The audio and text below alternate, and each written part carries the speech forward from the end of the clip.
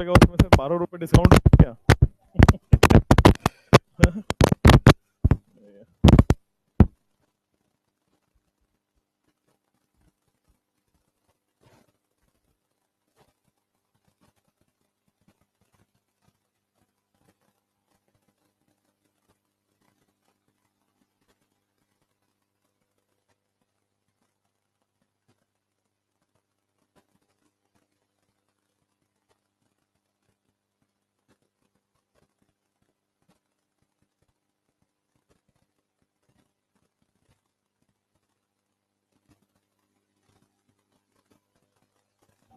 अब आ रही है?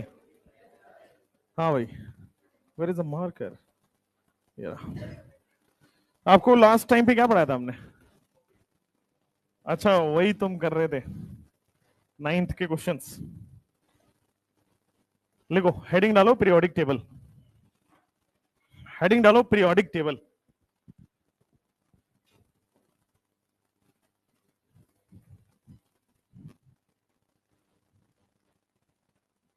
Periodic table.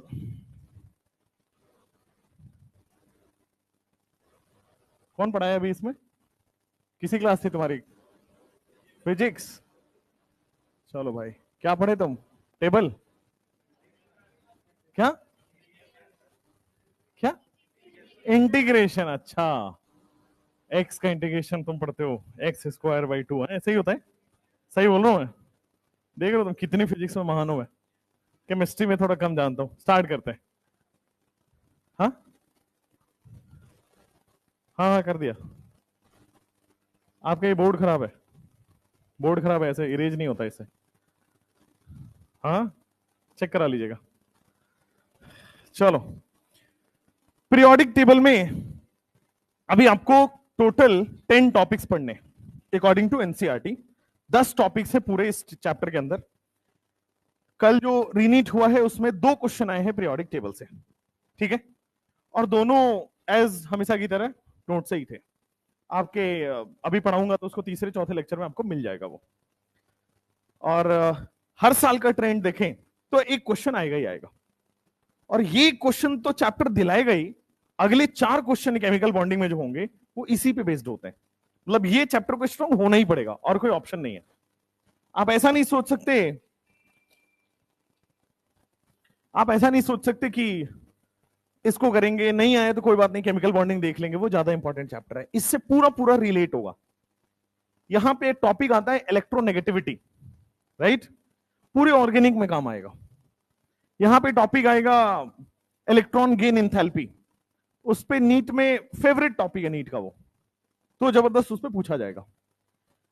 Size order, size order आपके पूरे केमिस्ट्री में काम आएगा, not only organic not only physical. बहुत बेसिक है, बहुत बेसिक चैप्टर है।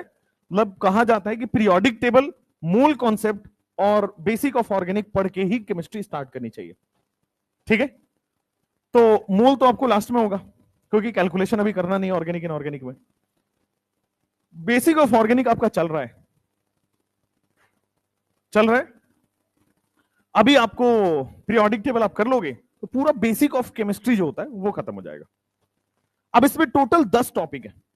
सबसे पहला टॉपिक एनसीईआरटी के हिसाब से पढ़ने वाले हैं, वो है आपके पास हिस्ट्री ऑफ पीरियोडिक टेबल। कि पीरियोडिक टेबल को बनाने में पुराने साइंटिस्ट ने किस किस तरह से काम किया है ये पूरा नोट करेंगे। ये पीरियोडिक टेबल का आपके पास सिलेबस है जो आपके नीट में आएगा, हिस्ट्री ऑफ पीरियोडिक टेबल। अब इसमें टोटल आपको 6 हिस्ट्री पढ़नी है। टोटल इसके अंदर 6 हिस्ट्री पढ़नी होती है। सबसे पहला हिस्ट्री जो एनसीईआरटी में नहीं, थ्योरी में नहीं है, बट एग्जाम्पलर में कवर्ड है, इसलिए हम उसको पढ़ेंगे। सबसे पहले प्राउस्ट की हाइपोथेसिस आई थी। प्राउस्ट साइंटिस्ट थे। हाइपोथेसिस और थ्योरी में क्या डिफरेंस है? आप पढ़ते होगे वैलेंस बॉन्ड थ्योरी, एक है हाइपोथेसिस। हाइपोथेसिस का मतलब, हाइपोथेसिस का मतलब ऐसा मानना है उनका। अब वो सही है कि गलत है नहीं पता, तो हाइपोथेसिस अपना दे दिया उन्होंने बस। तो उस समय जब बहुत पुराने जमाने की बात है, जब कोई मतलब ऐसे रूल एग्जिस्ट नहीं कर रहा था, तो कुछ बड़े बड़े साइंटिस्ट थे जिनका नाम होता था कि ये अच्छे साइंटिस्ट हैं, ये जो बोलेंगे अच्छा ही बोलेंगे। तो इसीलिए इन सब की थ्योरी बिना एक्सपेरिमेंट के, एक थ्योरी इन्होंने एक लाइन बोल दिया, इसीलिए इनको प्राउस्ट हाइपोथेसिस बोलते हैं। इसके बाद जो एनसीईआरटी में कवर्ड है वो है लेवोजियर क्लासिफिकेशन। लेवोजियर क्लासिफिकेशन के बाद जो डिटेल में आपको दिया हुआ है वो है डोबेरिनर ट्राइड। साथ साथ में लिखते चलेंगे ऐसे कुछ, डोबेरिनर ट्राइड। उसके बाद आपके पास जो सिलेबस है वो है Newland law of octaves. Newland law of octaves. उसके बाद आपके पास है देन लॉदर मेयर कर्व। इसके बाद जो आपके पास अच्छा एनसीईआरटी में इसके लिए इससे रिगार्डिंग बहुत अच्छी चीज लिखी हुई है, वो भी पढ़ेंगे, लॉदर मेयर कर्व। इसके बाद the famous Mendeleev's periodic table. और जो मेंडलीव्स पीरियोडिक टेबल के बाद जो फाइनल पीरियोडिक टेबल जो बन गया, modern periodic table. Modern periodic table, modern periodic table को ही long form of periodic table बताया जाता है। मॉडर्न पीरियोडिक टेबल को ही बच्चों long form of periodic table बोला जाता है। अच्छा, long form of periodic table, modern periodic table, इसी को बोला जाता है आपके पास बोर्स टेबल। नील्स बोर जानते हो, साइंटिस्ट का नाम सुने हो, उन्हीं के नाम पे बोर्स टेबल भी इसको बोला जाता है। प्रीवियस ईयर में एनसीईआरटी में भी है, प्रीवियस ईयर में पूछा भी गया हुआ है। आइए अब एक एक करके पहले इसको हम लोग स्टार्ट करते हैं। यही हमारा टॉपिक नंबर 1 है। इसी को कवर करने में अपने को लगेगा 2 लेक्चर, ठीक है, यही हमें अभी कवर करना है। इसके बाद पीरियड, ग्रुप, ये सब आइडेंटिफाई करने के तरीके आएंगे। ये पूरा पूरा थ्योरेटिकल टॉपिक है, बायो जैसा चलेगा। सबसे पहले हेडिंग डालेंगे प्राउस्ट हाइपोथेसिस। मतलब पहला पेज आप छोड़ के हमेशा लिखा करिए, पहला पेज में हमेशा सिलेबस आएगा, राइट। जब आप एंड में रिवाइज कर रहे होंगे तो मैक्सिमम लोगों को सिलेबस ही नहीं पता होता है क्या पढ़ना क्या है, राइट। पहला पेज हमेशा आपका सिलेबस का होगा, सेकंड पेज से आप स्टार्ट करेंगे थ्योरी। सबसे पहले लिखेंगे history of periodic table. History of periodic table. अब जैसे जैसे आपका सिलेबस में ऐड कराऊंगा, टोटल 10 टॉपिक्स, लास्ट तक उसी पेज में ऐड कर लेना है। चलिए, तो हिस्ट्री ऑफ पीरियोडिक टेबल हम स्टार्ट करते हैं। History of periodic table, let's start. History of periodic table.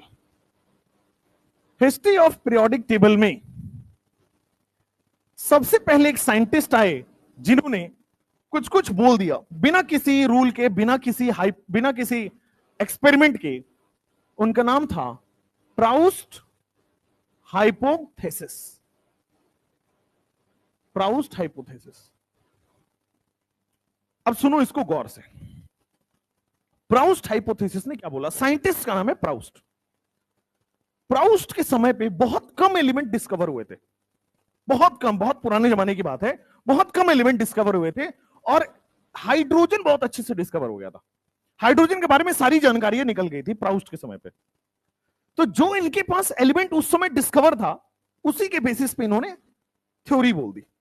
अब जैसे इन्होंने देखा कि हाइड्रोजन का एटॉमिक नंबर होता है 1 और हाइड्रोजन का मास नंबर कितना होता है 1। इनका जो नया एलिमेंट लिया, मान लो लिथियम लिया इन्होंने, लिथियम का एटॉमिक नंबर है 3 और उसका मास नंबर है 7, ठीक है। एटॉमिक नंबर है 3, मास नंबर है 7। अब इन्होंने देखा कि लिथियम कैसे बना होगा। इन्होंने, हाइड्रोजन इनके पास अच्छे से पता था, हाइड्रोजन की पूरी नॉलेज थी, इन्होंने इस पे सोचा लिथियम के बारे में। तो इन्होंने कहा कि ये 7 हाइड्रोजन को मिला दिया जाए। इसका मास 1 ग्राम है, तो इसका मास 7 ग्राम है, तो अगर 7 हाइड्रोजन को जोड़ दें तो लिथियम के बराबर आ जाएगा। और इन्होंने कोई एक्सपेरिमेंट नहीं किया, कोई प्रूफ नहीं देखा, इन्होंने सीधा बोला कि ये इससे कितना भारी है, 7 गुना भारी है, तो इसको मैं 7 बार अगर मेजर कर लूं तो लिथियम के बराबर आ जाएगा। तो मैं 7 हाइड्रोजन के बराबर लिथियम आ गया। इसी तरह इनके पास आया बोरोन। बोरोन का एटॉमिक नंबर है 5 और उसका कितना है 11, मास नंबर होता है 11। अब आ जाओ, इन्होंने हाइड्रोजन के बारे में इनको पता था, लेकिन जब इन्होंने बोरोन को देखा, केवल एटॉमिक वेट इन्होंने देखा, तो हाइड्रोजन का वेट कितना है 1 ग्राम और बोरोन का वेट कितना है 11 ग्राम। तो इनके दिमाग में क्लिक किया कि बोरोन जो है वो 11 हाइड्रोजन के बराबर है। अगर मैं बोल रहा हूं इसका कोई एक्सपेरिमेंट नहीं है, इसका कोई प्रूफ नहीं है, उन्होंने बोलने के लिए बोल दिया, इसीलिए बाद में बहुत बुरी तरह से फेल भी हो गए थे। तो इनका कहना था कि कोई भी एलिमेंट जो बना है यूनिवर्स में वो सब हाइड्रोजन से मिलकर बनेगा या उसके आइसोटोप से मिलकर बनेगा। ध्यान से सुनिए फिर से, या तो 3 हाइड्रोजन मिला दो, सॉरी 7 हाइड्रोजन मिला दो तो लिथियम बन जाएगा, या तो 11 हाइड्रोजन मिला दो तो बोरोन बन जाएगा, या फिर इन्होंने बोला सबसे पहले समझो आइसोटोप ऑफ हाइड्रोजन कितना होता है। 3 आइसोटोप ऑफ हाइड्रोजन होता है, अभी लिखवाऊंगा 1H1 1H2 1H3, अभी समझ रहे हैं, लिखवाएंगे पूरे डिटेल में। 3 आइसोटोप होता है हाइड्रोजन का, ये 1H1 1H2 1H3। तो इन्होंने कहा या तो 7 हाइड्रोजन मिला के लिथियम बना होगा, या फिर 1 हाइड्रोजन ले लो और 2 तीसरा आइसोटोप ले लो, 2 मोल ऑफ तीसरा आइसोटोप ले लो, 1H3 वाला आइसोटोप ले लो। अब देखो ध्यान से, इसका कितना वेट हो गया 1 ग्राम, इसका कितना वेट हो गया 6 ग्राम, एक का 3 ग्राम है, 2 का 6 ग्राम है। तो इन्होंने कहा कि या तो हाइड्रोजन से मिलकर बनेगा या तो हाइड्रोजन और उसके आइसोटोप से मिलकर बन रहा होगा। देखो टोटल 7 ग्राम आ गया। तो प्राउस्ट ने बड़ी सिंपल सी लाइन बोली कि इस यूनिवर्स का कोई भी एलिमेंट है वो या तो हाइड्रोजन से मिलकर बना है या तो हाइड्रोजन और उसके आइसोटोप से मिलकर बना है। अब आपके दिमाग में हो रहा है ऐसे कैसे हो सकता है, ऐसा नहीं हो सकता, इसीलिए तो फेल हुआ, इसका कोई प्रूफ नहीं था इसीलिए तो ये फेल हुआ। उन्होंने बस बोलने के लिए बोल दिया, therefore it is called as hypothesis. तो प्राउस्ट का मानना है यूनिवर्स में कोई भी एलिमेंट होगा वो या तो हाइड्रोजन से मिलकर बना होगा या तो हाइड्रोजन के किसी ना किसी आइसोटोप से मिलकर बना होगा, और कोई तरीका नहीं है यूनिवर्स में एलिमेंट को एग्जिस्ट करने का। ये इनका कहना था, ये प्राउस्ट का कहना था। क्लियर है? और प्राउस्ट ने कैसे सोचा? प्राउस्ट ने ऐसे सोचा कि 1 ग्राम है 7 ग्राम है, या तो 7 हाइड्रोजन मिला दो 1H1 वाले, या तो 1 1H1 मिला दो, 2 1H3 मिला दो तो भी 7 ग्राम आ रहा है। तो इन्होंने ये लॉजिक लगाया, एटॉमिक वेट का लॉजिक लगाया, और बहुत ही बेकार फर्जी लॉजिक था, इसीलिए डिस्कार्ड हो गया, इसलिए फेल हो गया। तो प्राउस्ट का एक स्टेटमेंट आपके दिमाग में होना चाहिए, according to Proust all element in the universe are made up of hydrogen और इट्स आइसोटोप। ये बात सही लग रहा है? प्राउस्ट के हिसाब से यूनिवर्स के कोई भी एलिमेंट होगा वो या तो हाइड्रोजन या तो उसके आइसोटोप से मिलकर बना होगा, और हाइड्रोजन के कितने आइसोटोप होते हैं? तो 3। ये 1H1 1H2 1H3, इसको बोलते हैं हाइड्रोजन, इसको बोलते हैं ड्यूटेरियम, इसको बोलते हैं ट्रीशियम। ठीक है? हाइड्रोजन को प्रोशियम भी बोल देते कभी कभी, प्रोशियम या प्रोटियम बोल देते हो कभी कभी आप। ठीक है? तो समझ में आ गया कि प्राउस्ट ने क्या कहा एक लाइन में, सारे यूनिवर्स के एलिमेंट हाइड्रोजन या उसके आइसोटोप से मिलकर बना होगा। ठीक? लॉजिक क्या था? एटॉमिक वेट की तरह वो जोड़ जोड़ के देख रहे थे। ठीक? कोई इसका एक्सपेरिमेंटल प्रूफ नहीं है, कोई इसका बैकअप नहीं है, इन्होंने बोलने के लिए बोल दिया, therefore it is called as hypothesis. ठीक बात है? इसी को लिखेंगे अभी पूरे नोट करके, लिखो सब लोग, according to Proust, according to Proust all element in the universe are made up of hydrogen or its isotope.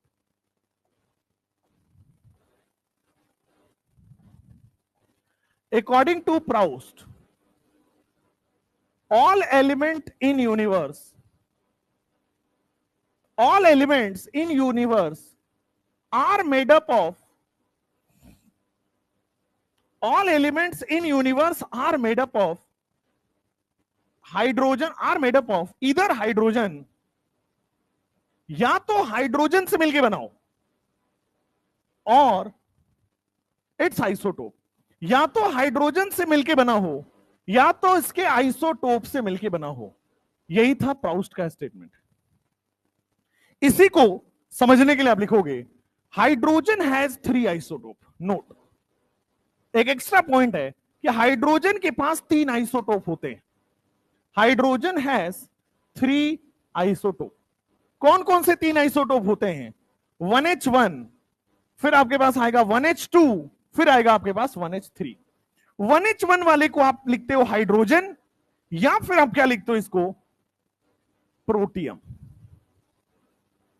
ठीक है? 1H2 वाले को आप लिखते हो, एक ही नाम है इसका, ड्यूटेरियम, और 1H3 वाले को आप लिखते हो ट्राइटियम। गुड, ट्रिशियम बोलते हैं उसको। हाइड्रोजन, ड्यूटेरियम और ट्रिशियम। तो यूनिवर्स के जितने भी एलिमेंट हैं, प्राउस्ट ने बोला या तो हाइड्रोजन से मिलकर बनेगा, या तो ड्यूटेरियम से मिलकर बनेगा, या तो प्रोशियम से मिलकर बनेगा, या तो कॉम्बिनेशन ऑफ ऑल दीज से मिलकर बनेगा।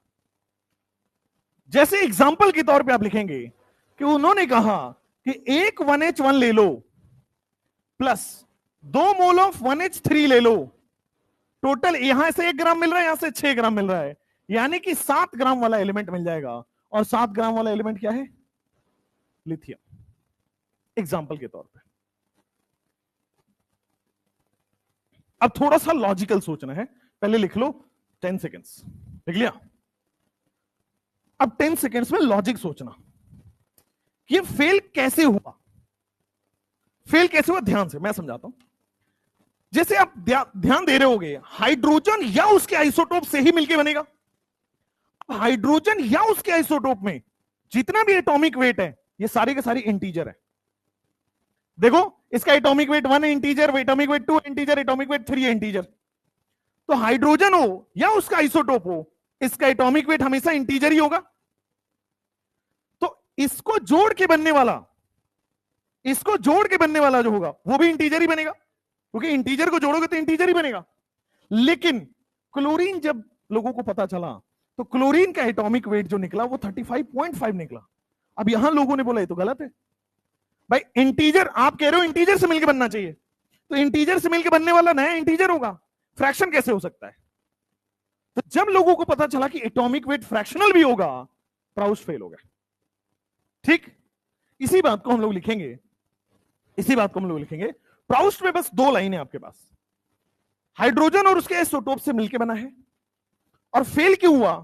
क्योंकि अगर हाइड्रोजन और उसके आइसोटोप से मिलकर बनेगा, तो जो नया बनेगा वो इंटीजर ही एटॉमिक वेट होना चाहिए, फ्रैक्शन नहीं हो सकता, क्योंकि सब इंटीजर है। इंटीजर से जोड़ के बनने वाला नया इंटीजर बनेगा, तो फ्रैक्शन नहीं बन सकता। लिखो यहां पे फेलियर, कि प्राउस्ट फेल क्यों हुए।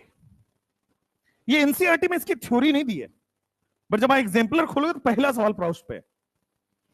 ठीक है ना? एनसीईआरटी का मतलब 2 किताबें होती हैं, एनसीईआरटी और एग्जाम्पलर। तो फेल कहां हुए? फेल अकॉर्डिंग टू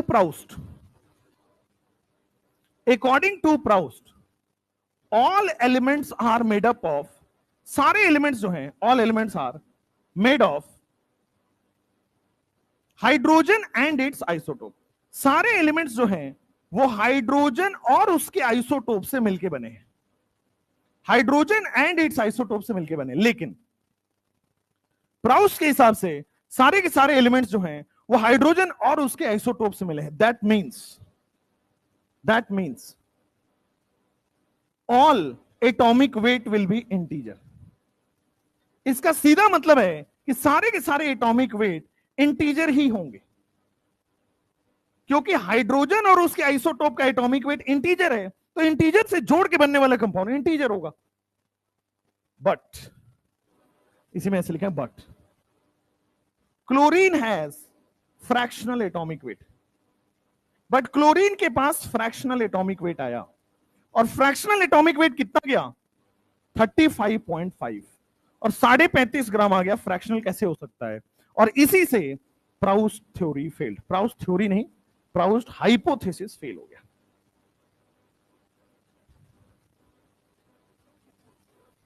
इसी से प्राउस्ट हाइपोथेसिस फेल हो गया।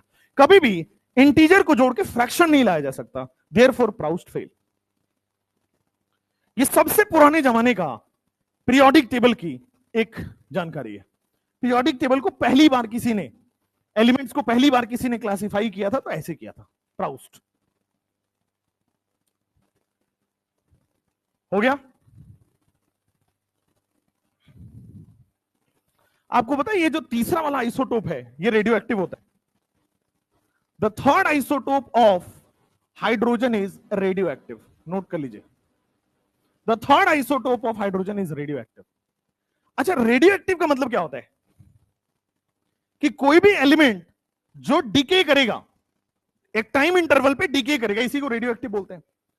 तो रेडियो एक्टिव का मतलब डीके करेगा। मान लो ये पेन है, अगर ये रेडियो एक्टिव है तो कुछ दिनों के बाद देखोगे तो छोटा हो जाएगा, क्योंकि कुछ पार्ट टूट चुका होगा, डीके हो चुका। फिर कुछ दिन बाद देखोगे तो और टूट जाएगा और छोटा हो जाएगा। तो ये है रेडियो एक्टिव। अच्छा, कोई चीज अगर ब्रेक हो रही है तो वो स्टेबल है कि अनस्टेबल? अनस्टेबल है ना। तो रेडियो एक्टिव चीजें ब्रेक होती है, देयरफॉर हाइड्रोजन 3 आइसोटोप में से ये वाला आइसोटोप अनस्टेबल होता है। हाइड्रोजन के 3 आइसोटोप में से ये वाला आइसोटोप क्या होता है? अनस्टेबल होता है। और ये बाकी के दोनों 1H1 एंड 1H2 ये दोनों बेटे स्टेबल होते हैं। ये रेडियो एक्टिव नहीं होते हैं, ये स्टेबल आइसोटोप होते हैं। ये बस जानकारी था हाइड्रोजन से रिलेटेड। प्राउस्ट हाइपोथेसिस के बाद एक और महान साइंटिस्ट है जिनका नाम है लेवोजियर। अब लेवोजियर ने भी कोई थ्योरी नहीं दी, लेवोजियर ने भी कोई थ्योरी नहीं दी, कोई एक्सपेरिमेंट नहीं किया। वो भी एक महान साइंटिस्ट थे, उन्होंने भी एक क्लासिफिकेशन कर दिया, मतलब एलिमेंट्स को बस बांट दिया, टाइप्स बता दिया कि एलिमेंट्स के कितने टाइप्स हैं। तो यहां तक अगर नोट कर लिया हो तो आगे बढ़ जाए। नेक्स्ट आप लिखोगे लेवोजियर क्लासिफिकेशन। Lavoisier classification. आइए, एक साइंटिस्ट हुए प्राउस्ट के बाद जिनका नाम था लेवोजियर। अब लेवोजियर क्लासिफिकेशन ने क्या किया पहले समझेंगे, फिर उसको लिखेंगे। आइए, पेन कॉपी छोड़ दीजिए, स्क्रीन पे देखिए। तो प्राउस्ट जब फेल हो गए तो बहुत टाइम हुआ, उसके बाद किसी न किसी थ्योरी की इंतजार हो रही थी। तो कुछ एलिमेंट्स तब तक मिल गए थे लोगों को। प्राउस्ट के समय बहुत रेयर एलिमेंट्स थे, इक्का दुक्का 3-4 एलिमेंट्स ही मिले थे। लेकिन प्राउस्ट से लेवोजियर तक आने में कुछ समय आ गया। तो उस समय में बहुत सारे एलिमेंट्स डिस्कवर हो गए, मतलब कि 20-22 एलिमेंट्स डिस्कवर हो गए थे। बेरिलियम मिल गया था, बोरोन मिल गया था, कार्बन मिल गया था तब तक। तो लेवोजियर जब थ्योरी दे रहे थे तब तक 20-22 एलिमेंट डिस्कवर हो गया था।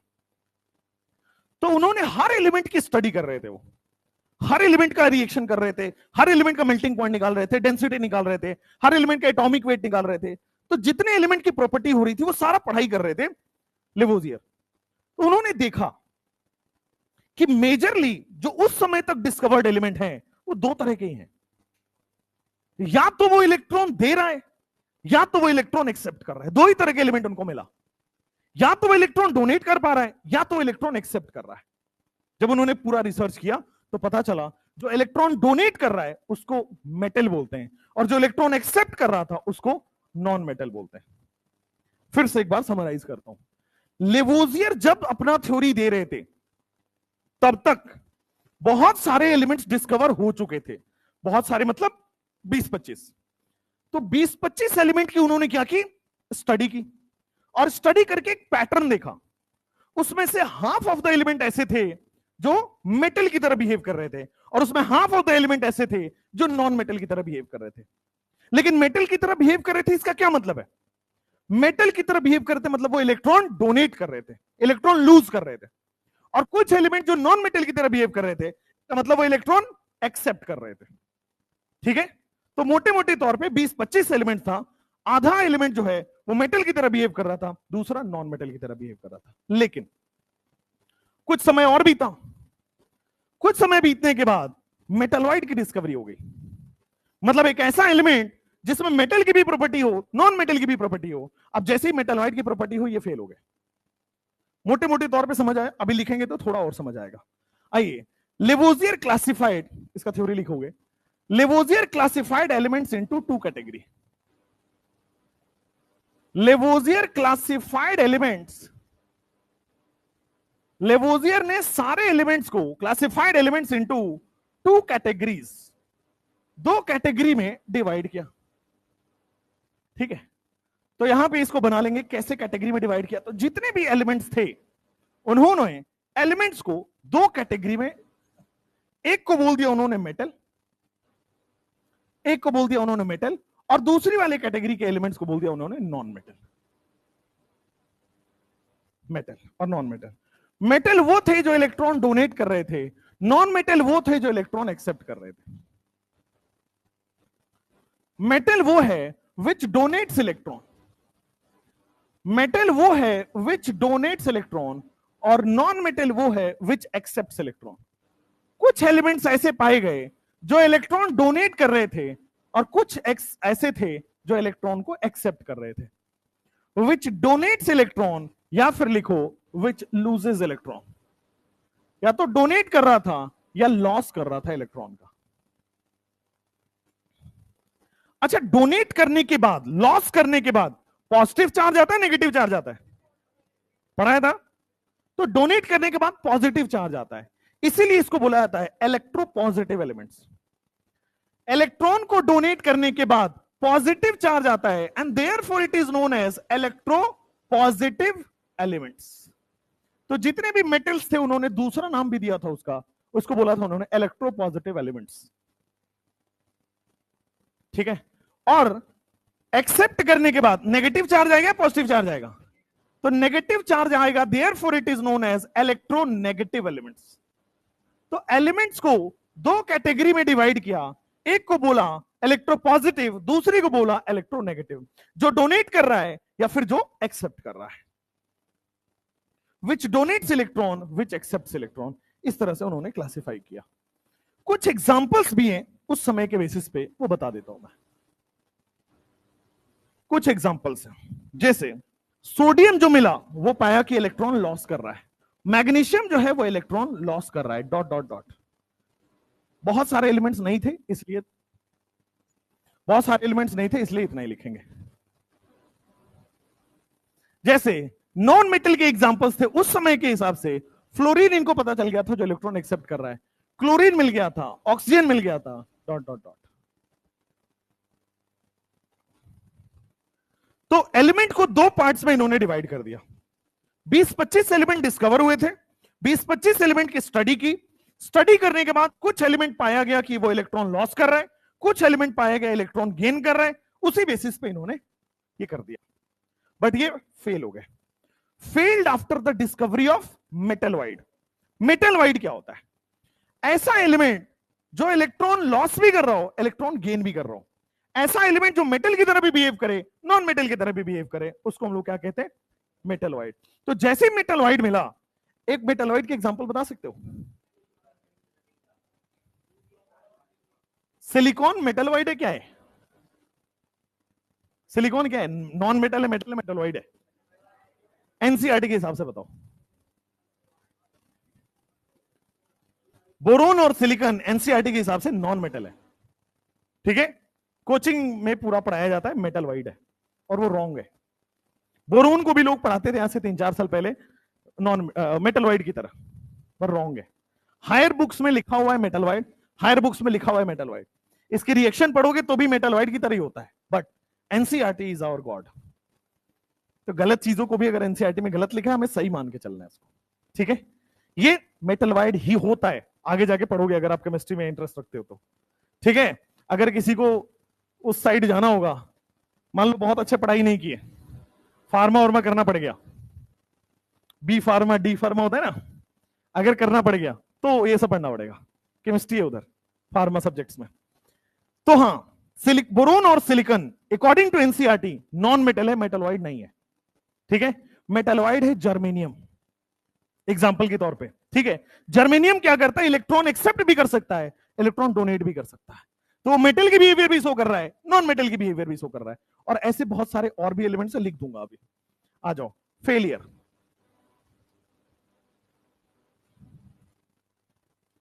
ठीक है, failure. Lavoisier classification failed after discovery of metal wide. Lavoisier classification failed after discovery of metal wide. जैसे ही मेटल वाइड की discovery failed after discovery of metal wide. Lavoisier classification failed after discovery of metalloid. Metal wide के कुछ examples लिख लीजिए, फिर मैं इसका definition भी लिखाऊंगा।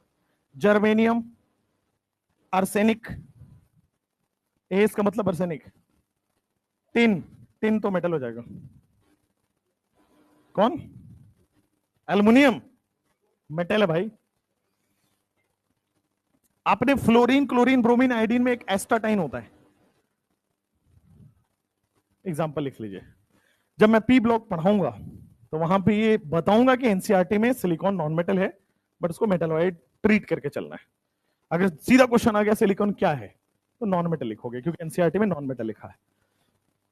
वो लिखोगे ग्रुप नंबर 13, जहां बोरोन के बारे में एक्सप्लेन किया है, पहला लाइन है boron is a typical non metal. Group number 14, जब सिलिकॉन स्टार्ट हो रहा है, वहां का पहला लाइन है silicon is a non metal element. ठीक है, दोनों अलग अलग लाइन लिखा हुआ है। हाँ, अब आते हैं थोड़ा सा रियलिटी चेक देते हैं। जब आप क्लास 11th की वो खोलोगे पीरियोडिक टेबल, तो वहां पे बोरोन को भी मेटल वाइड बोला हुआ है, सिलिकॉन को भी मेटल वाइड बोला हुआ है। ठीक, बट जब बोरोन और सिलिकॉन एग्जाम में आए, तो आपको पी ब्लॉक वाले बोरोन सिलिकॉन को सीरियस लेना है। ठीक, वहां पे नॉन मेटल लिखना है। राइट, दोनों 11th की किताब दूसरी है, मतलब 11th में ही है पी ब्लॉक वाला भी। तो दूसरी किताब में आपके पास 11th खोलोगे तो मेटल वाइड है, आज खोल के देख लेना। जब पी ब्लॉक खोलोगे तो वहां नॉन मेटल लिखा हुआ है दोनों के लिए। ठीक, आपको क्या लेना है? Non metal. ठीक है, आपको चैप्टर स्पेसिफिक आंसर करना होता है, इसलिए नॉन मेटल हो गया। और आज से नहीं है, पिछले 3-4 साल से एरर ही है। लास्ट जब चेंज हुआ था तब से एरर चल ही रहा है। चलिए, the Lavoisier classification failed after discovery of metalloid. Metalloid कौन होते हैं? Elements which has the property of both metal and non metal. Elements which has the property of both metal and non metal. तो elements जिनके पास property which has the property of both metal and non metal, दोनों ही metal और non metal की जो property रखता है, उसको हम लोग क्या बोल देते हैं? Metal wide. तो देखो फेल क्यों हुआ? मेटल वाइड की डिस्कवरी हो गई, लेकिन फेल क्यों हुआ? इन्होंने क्या बोला, या तो एलिमेंट मेटल की तरह होगा या तो एलिमेंट नॉन मेटल की तरह होगा। लेकिन बाद में क्या पता चला, एलिमेंट मेटल भी हो सकता है, नॉन मेटल भी हो सकता है। Therefore it failed. ठीक है, therefore it failed. Lavoisier classification का ये हुआ फेलियर। नेक्स्ट आते हैं, हो गया? नेक्स्ट आते हैं, फटाफट लिखो। लेवोजियर के बाद एक इंपॉर्टेंट आता है, जब आप एनसीईआरटी खोलोगे तो वहां पे सबसे पहला यही दिया हुआ है, डोबेरीनर ट्राइड। क्या दिया हुआ है? डोबेरीनर्स ट्राइड।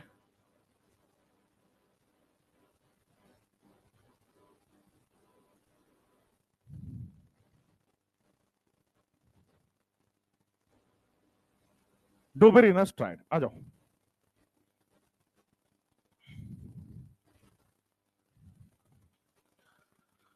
तो डोबेरीनर एक साइंटिस्ट थे, ऑब्वियसली साइंटिस्ट ही होंगे।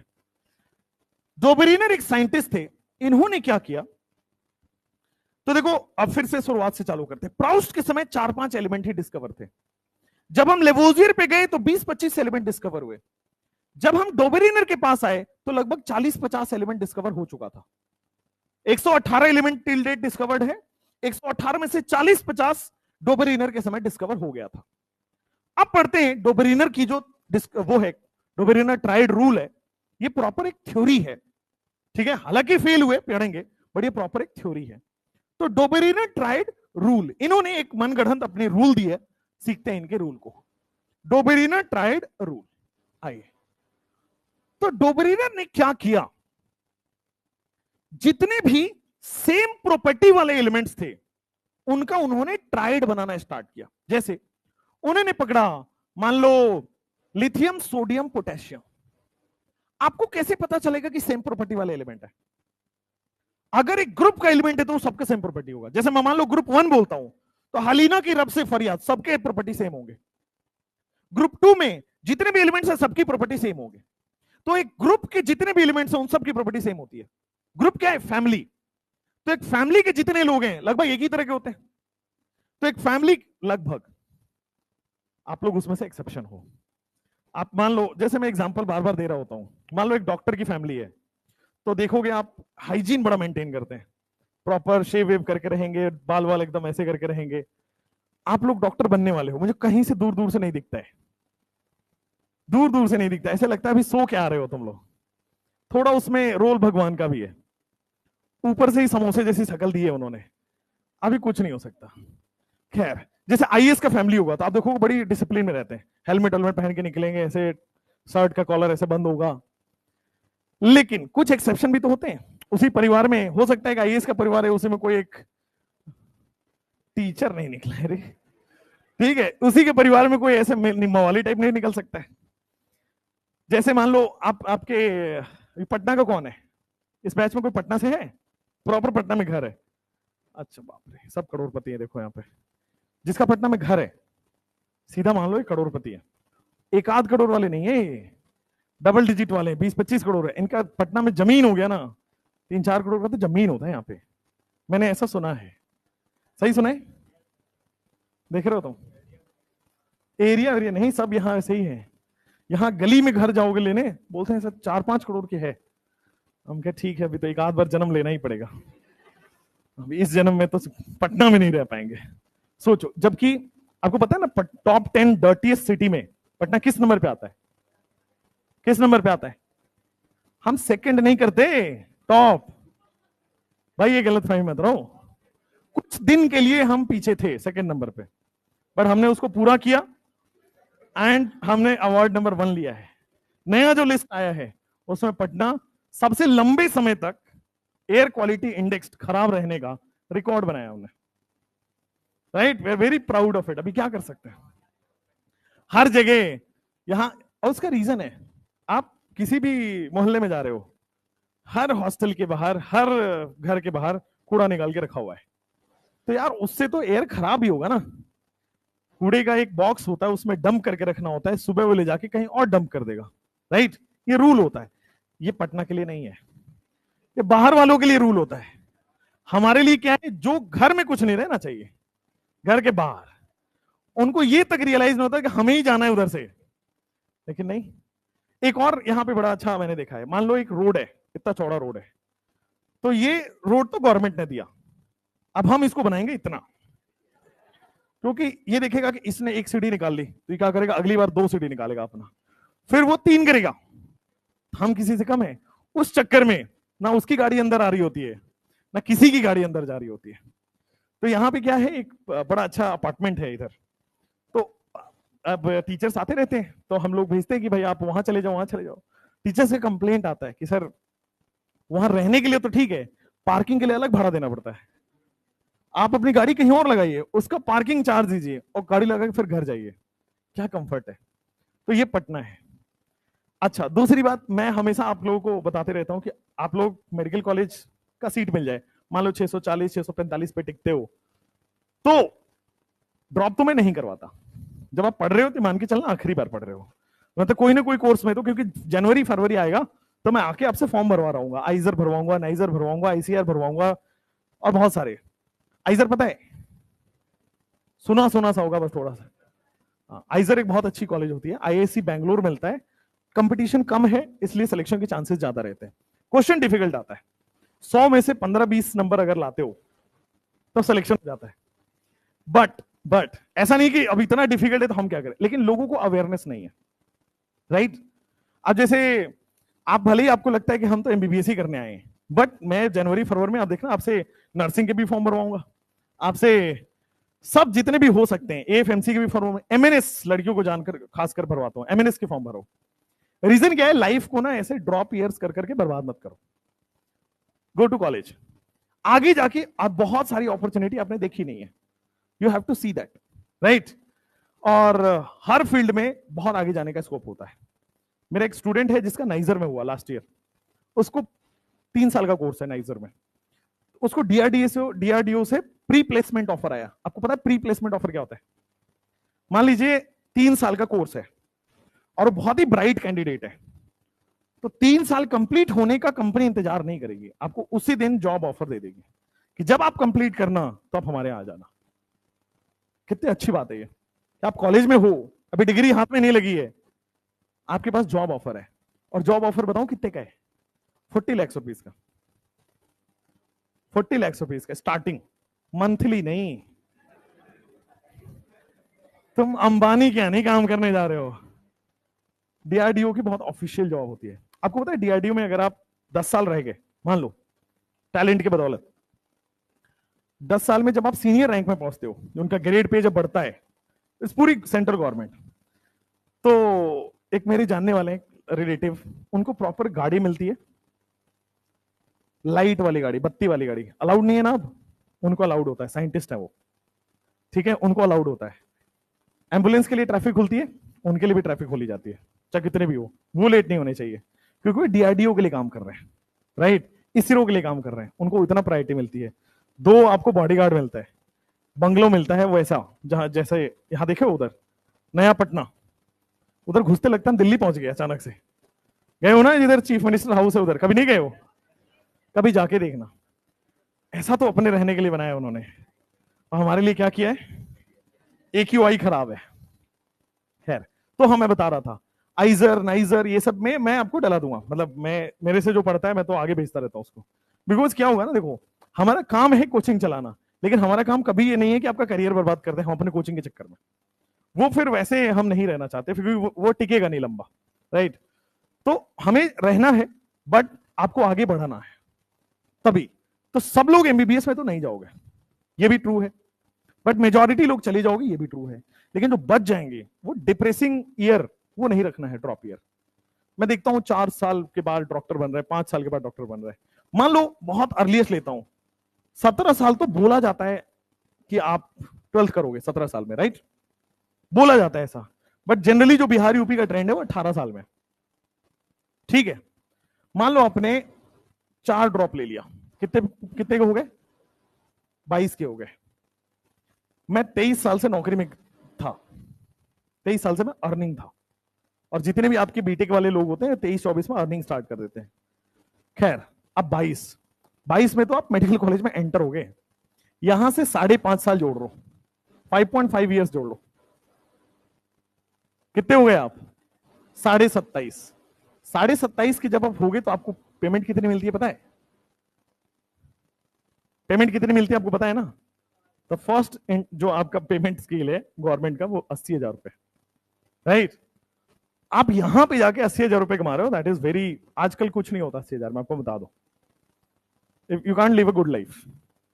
अब देखो, अगर आप चले कि नहीं नहीं सर मैं तो MD करके आऊंगा, है ना, बहुत अच्छे हो, तो मान लो पहली बार में ही आपका MD का सीट निकल गया, ठीक है, तो 2 साल और ले लो, इसको मैं 29.5 की जगह 30 लिख देता हूं। अब यहां से क्या होता है ना, आप तो बायोलॉजी बहुत अच्छा पढ़ते हो, यहां से आपका एक्सपायरी डेट स्टार्ट हो जाता है। शादी वादी नहीं होगी फिर, ध्यान रखना, चाहे आप कितने भी कर लो। तो इसलिए ये रियल लाइफ है, थोड़ा सा ध्यान देना। और मैंने देखा है कि भाई 6 साल लोग ड्रॉप लेते हैं। एक इसी सेंटर की कहानी बताता हूं, जब मैं नया नया यहाँ पे आया था, तो एक स्टूडेंट आया जो 2016 में उसने 12th किया हुआ था, और वो तब से अभी तक ड्रॉप ही कर रहा है, उसका लगभग 9वां साल है ड्रॉप का। सोचो 2016 में, आपको पता है मैंने 12th कब किया था? 2013 में। आपको लगता नहीं होगा, बट दिस इज रियलिटी। 2011 में मेरा 10th हुआ है। I am born on 1996। This is the reality, ठीक है। थोड़ा एक आध साल आप मान सकते हो, 95 कर सकते हो, लेकिन उससे ऊपर नहीं। एंड जो भी आप YouTube पे टीचर्स देखते हो, ये देखते हो थोड़ा, उन सब में मैं सबसे छोटा हूं। अपने मान लो सर्वेश सर को ले लो, 40 साल है उनकी उम्र, 40 ईयर्स के हैं वो। अब उनके ले लो MD सर को, 1 साल छोटे हो सर्वेश सर से, 39 ईयर्स। तरुण सर का एज कितना है? 45। ये बेटा शकल से उम्र पे मत लगाओ, तरुण सर उन तीनों में सबसे छोटे हैं, 38 ईयर्स के, 38 के हैं वो। तो अच्छा, तरुण सर का भी इतना छोटा तो बेटा है 4 साल का, तो मैं लगता होगा अच्छा वो बेटा थोड़ी है, तो उससे भी अगला जनरेशन है। बेटा बाल पकने से उम्र का वो नहीं करते, ठीक ना। तो वो क्या होता है, जब आप काम करते हो, बहुत हार्डवर्क करते हो, तो स्ट्रेस लेवल बहुत बढ़ता है, and that gives you your as a maturity. आपको अपने आप वो ऐसा बना देगा ना। आप तो बायोलॉजी वाले हो, कॉर्टिसोल लेवल जब हैम्पर होता है बॉडी का, तो आप अलग दिखना स्टार्ट हो जाते हो, राइट। तो वही है तरुण सर में भी, बहुत स्ट्रेस लेते हैं काम को लेके। काम को लेके स्ट्रेस लेने का मतलब बहुत काम करते हैं, तभी तो स्ट्रेस होगा। जो काम ही नहीं करेगा उसको स्ट्रेस नहीं आएगा, ठीक है। तो ये रहती है। तो मैं कभी भी ड्रॉप के लिए आपको कभी तैयार नहीं कर रहा होता हूं, कभी नहीं, नेवर, ठीक है। तो मेरे स्टूडेंट मेडिकल कॉलेज में तो है ही, जनरली इन सब जगहों में भी ज्यादा जाते हैं। अब देखो वो नाइजर में जाएगा, इस साल मैंने उसको किसी भी तरह पेरेंट्स को फोन करके, वरना वो आ रहा था सर पटना आ रहे हैं, पैसा हो गया है, पटना आ रहे हैं, निकल लिए हैं। हम कहे उसी तरह से वापस जाओ, नाइजर कॉलेज में जाओ, ठीक है, उसका एडमिशन अब होगा। उसके मम्मी पापा को समझा के मैंने भेजा है, अच्छा ब्राइट फ्यूचर है यार नाइजर से। नाइजर से निकलने के बाद आपको पता होगा Bhabha institute of atomic research centre, ठीक है ना, जिसको बोला जाता है बार्क, ठीक है, ये मिलिट्री के कंपोनेंट्स बनाती है, गवर्नमेंट, सेंट्रल गवर्नमेंट की जॉब है। नाइजर में ये, इसमें जॉब लगती है नाइजर से, और बस आपको डिग्री चाहिए होता है और थोड़ी सी नॉलेज, ठीक है। आप लोगों को अवेयरनेस ही नहीं है कि सर डॉक्टरी के अलावा और क्या है। बिहार में पैदा हुए हो, आईएएस तो करना ही है तैयारी, और आईएएस तो छोड़ो, उससे पहले पहले तो डॉक्टर या इंजीनियर की तैयारी करनी है। थोड़ी थोड़ी लोग आजकल सीए में जा रहे हैं, स्टार्ट हुआ है अब, हल्का हल्का सीए जा रहे हैं। हालांकि सीए को आज भी हम इस वैसी नजर से देखते हैं कि इसको मैथ साइंस में दिक्कत होगी तभी सीए बना है, हालांकि ऐसा होता नहीं है, ठीक है ना। तो हम पढ़ रहे थे लिथियम सोडियम पोटेशियम। तो हाँ, तो डोबेरिनी-ट्राइड ने क्या बोला, उन्होंने 30-40 एलिमेंट्स उस समय तक डिस्कवर हुए थे। तो जिन जिन एलिमेंट्स की सिमिलर प्रॉपर्टीज थे, उन एलिमेंट्स का उन्होंने ट्राइड बनाना चालू किया। ट्राइड का मतलब सेट ऑफ 3, ट्राइड का मतलब 3 एलिमेंट्स का सेट। तो सिमिलर एलिमेंट्स के ट्राइड बनाना चालू किया, जैसे कि कैल्शियम, स्ट्रोंसियम, बैरियम। क्या इनका प्रॉपर्टी सेम है? क्योंकि ये ग्रुप 2 के हैं, याद है ना, ग्रुप 2 का एलिमेंट है। अभी लिखवाऊंगा सारे ग्रुप 1 ग्रुप 2 के एलिमेंट। तो इन तीनों का सारे ग्रुप 2 के एलिमेंट हैं, तो इनकी प्रॉपर्टी सेम है। तो उन्होंने क्या किया, डोबेरिनर ने सिमिलर प्रॉपर्टी वाले एलिमेंट्स का ट्राइड बनाना स्टार्ट किया, और बहुत सारे ट्राइड बनाया। कुछ ट्राइड अभी हम पढ़ेंगे जो एनसीईआरटी में लिखा है। और ट्राइड बनाने पे उन्होंने एक ट्रेंड देखा, बनाया ट्राइड, उन्होंने एक ट्रेंड देखा कि पहले वाले का एटॉमिक वेट और तीसरे वाले का एटॉमिक वेट का एवरेज निकालते हैं तो वो लगभग लगभग बीच वाले के बराबर आ रहा है। या तो एग्जैक्ट बीच वाले के बराबर आ जाएगा, या तो लगभग लगभग बीच वाले के बराबर आ रहा है। बोलो ठीक है, फिर से सुनो, बता रहा हूं, कैल्शियम है। अब आ जाओ, उन्होंने क्या किया, सिमिलर प्रॉपर्टी वाले एलिमेंट्स के ट्राइड बनाना स्टार्ट किया, और बहुत सारे ट्राइड बनाया। ट्राइड बनाने के बाद उन्होंने देखा पहले वाले का एटॉमिक वेट, तीसरे वाले का एटॉमिक वेट, इन दोनों के एटॉमिक वेट का जब हमने एवरेज लिया तो बीच वाले के बराबर आ रहा था। या तो बीच वाले के बराबर आ रहा था, या तो उसके आसपास आ रहा था। अप्रोक्सीमेटली इक्वल टू लिखते हैं इसको, या तो एग्जैक्ट बराबर आ जाएगा या तो उसके आसपास आ जाएगा। तो डोबेरिनर का सबसे सिंपल जो कैच होता है, इन्होंने उन्हीं एलिमेंट्स, ऐसा नहीं कि रैंडम कोई 3 एलिमेंट पकड़ के बना दिया, ऐसा नहीं, उन्हीं एलिमेंट्स का ट्राइड बनाया जिनकी प्रॉपर्टी सेम थी। और आपको कैसे पता चलेगा प्रॉपर्टी सेम है? वो सेम ग्रुप का एलिमेंट होगा। जैसे मैं आपको बोलता हूं क्लोरीन, ब्रोमीन, आयोडीन, क्या ये सारे ग्रुप 17 के एलिमेंट्स हैं? तो क्या इनकी प्रॉपर्टी सेम होगी? तो सिमिलर प्रॉपर्टी के एलिमेंट्स का उन्होंने ट्राइड बनाया, और ट्राइड बनाने के बाद देखा पहले वाले का एटॉमिक वेट, तीसरे वाले का एटॉमिक वेट को जोड़ के जब हम एवरेज निकाल रहे हैं तो बीच वाले के एटॉमिक वेट के बराबर या लगभग बराबर आ रहा है। जैसे एग्जांपल के तौर पे लिथियम का एटॉमिक वेट कितना होता है? 7। पोटेशियम का एटॉमिक वेट होता है 19। सोडियम का एटॉमिक वेट होता है 23। एटॉमिक वेट क्वेश्चन में दिया होता है किसका? अच्छा, 19 एटॉमिक नंबर है। चलो सही है, अब सही है, हाँ। तो एटॉमिक वेट क्वेश्चन में दिया रहेगा। अब आ जाओ, सिमिलर प्रॉपर्टी वाले एलिमेंट्स का ट्राइड बनाया। सिमिलर प्रॉपर्टी कैसे पता करना है? सेम ग्रुप का एलिमेंट अगर है तो सिमिलर प्रॉपर्टी है। तो सिमिलर प्रॉपर्टी है क्योंकि ये ग्रुप नंबर 1 के तीनों एलिमेंट्स हैं, तो ये सिमिलर प्रॉपर्टी हो गया। ट्राइड मुझे दिख रहा है 3 एलिमेंट्स है तो ट्राइड बनाया, सिमिलर प्रॉपर्टी का ट्राइड बनाया। अब तीसरा रूल है कि पहले वाले का एटॉमिक वेट लिया, तीसरे वाले का एटॉमिक वेट लिया, एवरेज करने का मतलब डिवाइड बाई 2 कर दो। एवरेज करने का मतलब डिवाइड बाई 2 कर दो। तो क्या 46/2 आ रहा है? क्या आपके पास 23 आ रहा है? तो उन्होंने बोला पहले का एटॉमिक वेट, तीसरे का एटॉमिक वेट जब हम एवरेज लेंगे तो मिडिल वाले के बराबर आ रहा है। देखो मिडिल वाले के बराबर आ रहा है, या तो मिडिल वाले के एग्जैक्टली बराबर आएगा या तो आसपास आएगा। हो सकता था ये 23.5 आ जाए, ये 23 आ जाए, हो सकता है 24 आ जाए, 23 आ जाए, या तो अप्रोक्सीमेटली इक्वल आएगा या तो एग्जैक्टली इक्वल आएगा। ठीक है, तो तीन ही चीज आपको पढ़नी है। कौन सी चीज? सिमिलर प्रॉपर्टी एलिमेंट्स होने चाहिए, सिमिलर प्रॉपर्टी एलिमेंट्स का ट्राइड होना चाहिए, और पहले और तीसरे के एटॉमिक वेट का एवरेज लेंगे तो बीच वाले के एटॉमिक वेट के बराबर या लगभग बराबर आना चाहिए। बोलो क्लियर है? इन्हीं बातों को अभी अपने को लिखना है और ये सारे एग्जांपल्स अपने करने वाले हैं। सबसे पहले लिखेंगे ट्राइड। ट्राइड का मतलब क्या होता है? Set of three. लिखो, इस ट्राइड को लिखो set of three elements.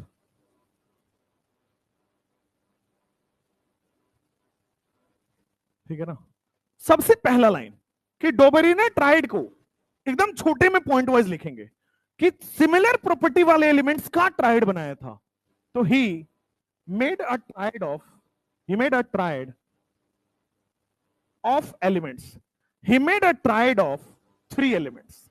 Tried से क्लियर है, बट और इलैबोरेट कर दिया। He made a tried of three elements having similar property. तीन एलिमेंट्स की सिमिलर प्रॉपर्टी वाला ट्राइड हमने बनाया। बोलो क्लियर है? He made a triad of three elements having similar property. Second,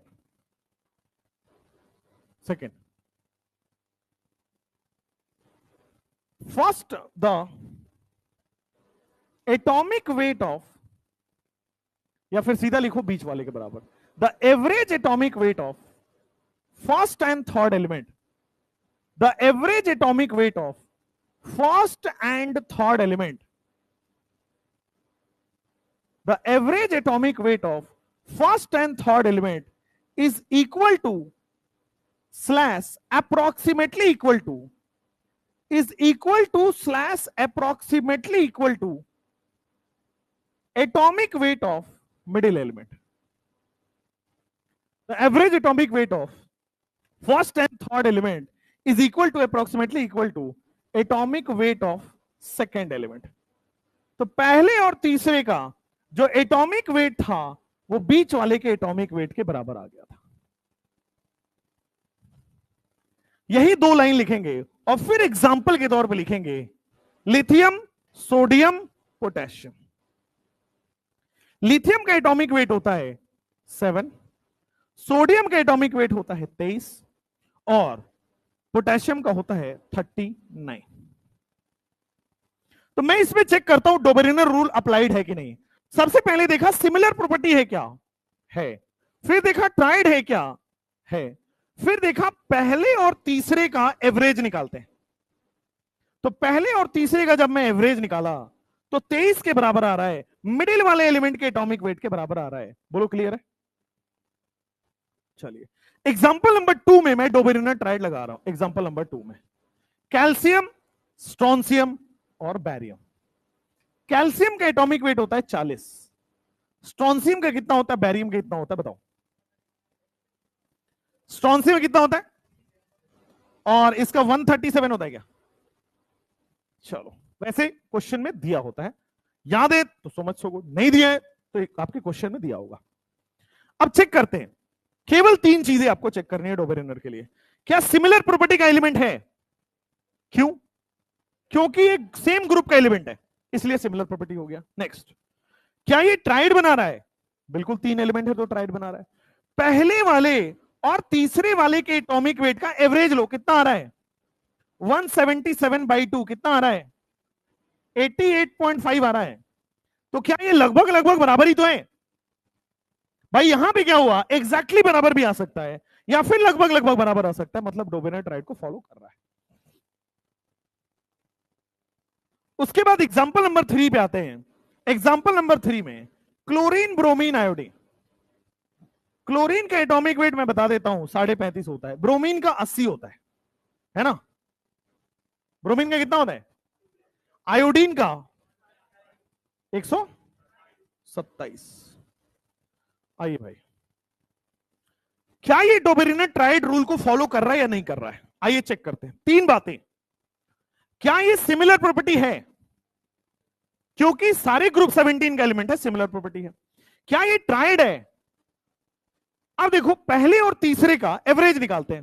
तो पहले का एटॉमिक वेट प्लस तीसरे का एटॉमिक वेट का एवरेज निकाला गया, कितना आ रहा है?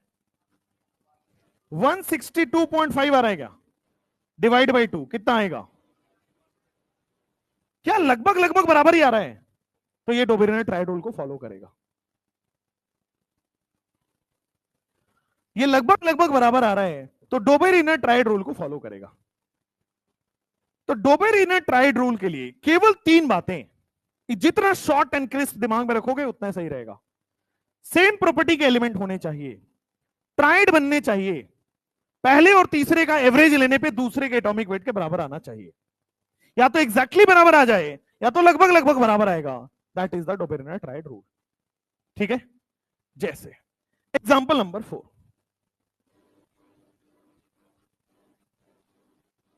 कार्बन का एटॉमिक वेट कितना होता है? 12। नाइट्रोजन कितना होता है? 14। इसका कितना होता है? 16। चलिए, मैं इसमें सीधा डोबेरिनर ट्राइड का रूल नंबर 3 लगाता हूं।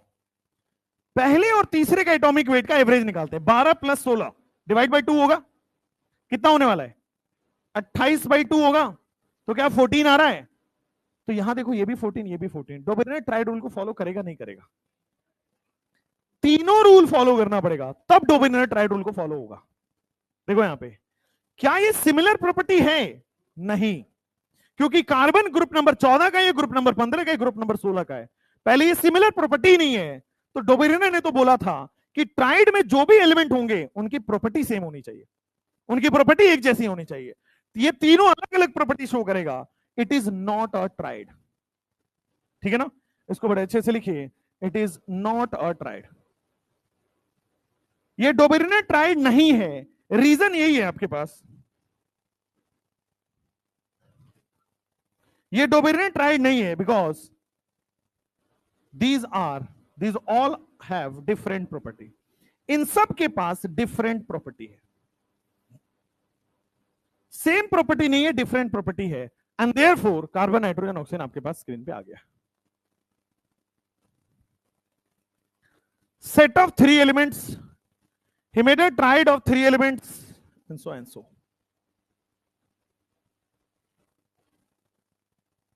हुआ क्लियर? तो 3 एलिमेंट, 3 बातें आप ध्यान रखेंगे डोबेरिनर में। नेक्स्ट, अभी इसके क्वेश्चंस आएंगे, डोंट वरी। तो क्या मैं यहां पे एक नोट करके लिख सकता हूं कि डोबेरिनर ट्राइड हमेशा ग्रुप के एलिमेंट्स पे वैलिड होगा, पीरियड के एलिमेंट्स पे वैलिड नहीं होगा? देखो, ये सेम ग्रुप का है, ये सेम ग्रुप का है, सेम ग्रुप का है, ये सेम पीरियड का है। सेम ग्रुप का होना जरूरी है, क्योंकि सेम ग्रुप का होगा तभी तो सिमिलर प्रॉपर्टी होगा। तो मैं इसलिए इसको नोट बना के लिख लूंगा, note, Dobereiner triad rule is always applicable on group elements. Dobereiner triad rule is always applicable, Dobereiner triad rule is always applicable for elements of same group। Same group के एलिमेंट्स के लिए valid होगा, different group के elements के लिए valid नहीं हो सकता। डोबेरिनर ट्राइड रूल के बाद Newland law of octaves, Dobereiner triad rule के बाद न्यूलैंड लॉ ऑफ ऑक्टेव्स हो गया। न्यूलैंड लॉ ऑफ ऑक्टेव्स,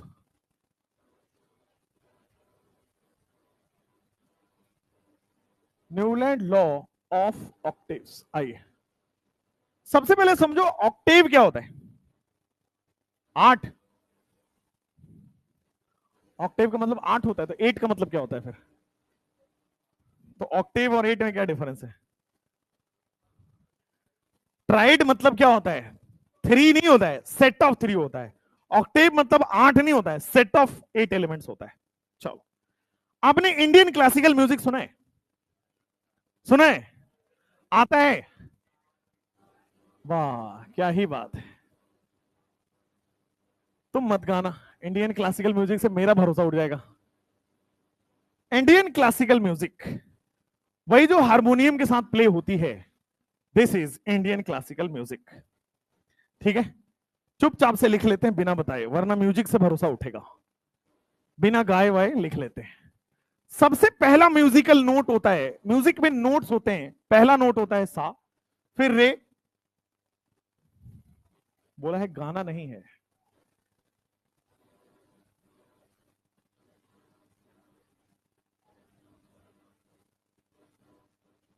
फटा ढोल सुने हो? अभी सुन लो, क्लास में चल रहा है फटा ढोल, ये जो आवाजें आ रही है। चलो, ये होता है आपके पास इंडियन क्लासिकल म्यूजिक, जो हारमोनियम से आवाजें आती है। तो ये पहला नोट होता है, ये दूसरा नोट होता है, ये तीसरा नोट होता है, ये चौथा नोट होता है, ये पांचवा नोट होता है, एंड सिमिलरली 6 7। आप देखोगे तो आठवां नोट रिपीट हो रहा है पहले वाले से, पहले वाला और आठवां वाला नोट रिपीट हो रहा है। अब ध्यान से सुनो, तो ये जो अपने न्यूलैंड थे, इनको इंडियन क्लासिकल म्यूजिक बहुत पसंद होगा, ऐसा एज्यूम कर रहे हैं। तो इन्होंने कहा कि जैसे इंडियन क्लासिकल म्यूजिक में हर आठवां नोट पहले वाले से रिपीट होता है, वैसे ही अगर मैं एलिमेंट्स को increasing order of atomic wait में सजा दूं, तो हर आठवां एलिमेंट पहले वाले एलिमेंट से प्रॉपर्टी मैच करेगा। फिर से बताता हूं, जैसे इंडियन क्लासिकल म्यूजिक में क्या हुआ कि इंडियन क्लासिकल म्यूजिक में आप देख पा रहे हो, म्यूजिक का पहला नोट म्यूजिक के आठवें नोट से मैच कर रहा है। इन्होंने इसी से मिलता जुलता एक थ्योरी दिया। इन्होंने बोला अगर मैं एलिमेंट्स को increasing order of atomic wait में रखता हूं, न्यूलैंड जो है वो पहले साइंटिस्ट हैं जिन्होंने एलिमेंट की प्रॉपर्टी को एटॉमिक वेट से रिलेट किया था। आप मेंडलीव सोचते हो कि मेंडलीव ने एटॉमिक वेट के कॉन्सेप्ट को लाया था, ये लाए थे, एनसीईआरटी में इस बात को मेंशन किया हुआ है। इंडियन क्लासिकल म्यूजिक में जैसे हर आठवां नोट पहले वाले नोट से मैच कर रहा है, वैसे ही जब हम एलिमेंट को increasing order of atomic wait में सजाएं, increasing order of atomic wait में, पहले एटॉमिक वेट 1, फिर atomic weight 2, atomic weight 3, atomic weight 4, बढ़ते हुए increasing order of atomic wait में सजाएं, तो पहला एलिमेंट का प्रॉपर्टी और आठवां एलिमेंट का प्रॉपर्टी मैच होगा, जैसे पहला नोट और आठवां नोट मैच हो रहा है। अगर एलिमेंट्स को increasing order of atomic wait में सजाया जाए, तो पहले एलिमेंट की प्रॉपर्टी और आठवें एलिमेंट की प्रॉपर्टी मैच होगी, जैसे कि पहला नोट और आठवां नोट मैच हो रहा है इंडियन क्लासिकल म्यूजिक में। यह न्यूलैंड का लॉ था। न्यूलैंड ने एक लॉ बनाया जो बाद में फेल हो गया, अभी बताऊंगा कैसे, कि हर आठवां एलिमेंट पहले वाले एलिमेंट के साथ अपनी प्रॉपर्टी मैच करेगा, जैसे आठवां नोट पहले वाले नोट के साथ प्रॉपर्टी मैच कर रहा है। तो हर आठवां एलिमेंट पहले वाले एलिमेंट के साथ प्रॉपर्टी मैच करेगा, गिवन एलिमेंट को increasing order of atomic wait में रखना है। अगर एलिमेंट को कोई भी ऑर्डर में सजाओगे तो हर आठवां एलिमेंट पहले वाले एलिमेंट से प्रॉपर्टी मैच नहीं करेगा। एलिमेंट को increasing order of atomic wait में रखने के बाद पहले एलिमेंट आठवें एलिमेंट की जो प्रॉपर्टी देखी गई वो सेम आ रही थी। आइए इसके बारे में थोड़ा एक्सप्लेन भी करता हूं, थोड़ा थ्योरी का पॉइंट, अभी मत लिखना। जैसे इन्होंने क्या किया, लिथियम, अगला एलिमेंट इनके पास था बेरिलियम, अगला एलिमेंट था बोरोन, फिर कार्बन, नाइट्रोजन, ऑक्सीजन, फ्लोरीन। लेकिन न्यूलैंड के समय इनर्ट गैस डिस्कवर नहीं हुआ था। न्यूलैंड के समय इनर्ट गैस की डिस्कवरी नहीं हुई थी। तो इनर्ट गैस नहीं था, इसका मतलब सोडियम होगा इसका अगला एलिमेंट, फिर मैग्नीशियम था, फिर आपके सामने कैल्शियम था, एल्युमिनियम है 13, फिर आपके सामने सिलिकॉन था, फास्फोरस, सल्फर, क्लोरीन, फिर आपके सामने देखोगे तो पोटेशियम 19, आर्गन डेवलप नहीं था, और फिर कैल्शियम। और कैल्शियम के बाद कौन आता है, स्कैंडियम आ जाता है, और ये कैल्शियम के बाद फेल हो गए। इनका जो रूल था वो केवल और केवल कैल्शियम तक ही वैलिड था। क्यों, देखो ये पी ब्लॉक का एलिमेंट है और ये डी ब्लॉक का एलिमेंट है, प्रॉपर्टी मैच करेगा ही नहीं। तो इनका रूल जो था वो केवल और केवल कैल्शियम तक ही वैलिड था। उसका रीजन था, 30-40 एलिमेंट डिस्कवर थे, 20 तक के रूल बना रहे थे, तो इन्होंने अपना रूल दे दिया। ध्यान से देखना, ये मान लेता हूं मैं पहला एलिमेंट है, ये वाले को दूसरा एलिमेंट मान लो, इसको तीसरा एलिमेंट मानोगे, चौथा एलिमेंट मानोगे, पांचवा एलिमेंट है, सिक्स्थ एलिमेंट है, सेवेंथ एलिमेंट है। देखो जब मैं आठवें एलिमेंट पे आया तो क्या वो पहले वाले से प्रॉपर्टी मैच कर रहा है, नहीं कर रहा है? लिथियम और सोडियम की प्रॉपर्टी सेम होगी या नहीं होगी? क्योंकि ग्रुप के एलिमेंट है, एक ही ग्रुप का एलिमेंट, तो प्रॉपर्टी सेम होगी। अब पूरे चीजों को एक साथ बता रहा हूं। इन्होंने क्या किया, increasing order of atomic wait में एलिमेंट्स को सजाया। पहला चीज, increasing order of atomic wait में सजाने के बाद इन्होंने ऑब्जर्व किया पहले एलिमेंट की प्रॉपर्टी और आठवें एलिमेंट की प्रॉपर्टी मैच हो रही है। पहले एलिमेंट की प्रॉपर्टी, आठवें एलिमेंट की प्रॉपर्टी मैच हो रही है। यही इनका रूल था। ठीक, he was the first scientist जिन्होंने एटॉमिक वेट से एटॉमिक प्रॉपर्टी को रिलेट किया था, कोरिलेट किया था। हम सब मेंडलीफ सोचते हैं, मेंडलीफ नहीं है, इनसे पहले first scientist who correlated the property of element with atomic weight is Newland. Newland ने पहली बार बोला था कि एटॉमिक वेट से एटम की प्रॉपर्टी रिलेट है, कोई ना कोई इसमें रिलेशन है। ठीक है, तो सबसे पहला आएंगे कि ही अरेंज्ड एलिमेंट्स, पहले समझोगे फिर लिखना बाद में। ही अरेंज्ड एलिमेंट्स, किस एलिमेंट को और किस ऑर्डर में अरेंज किया? He arrange elements in increasing order of atomic weight. Atomic weight के इंक्रीजिंग ऑर्डर में, increasing order of atomic weight, atomic weight के इंक्रीजिंग ऑर्डर में इन्होंने एलिमेंट को अरेंज किया। देख लो यहां पे लिखा हुआ है।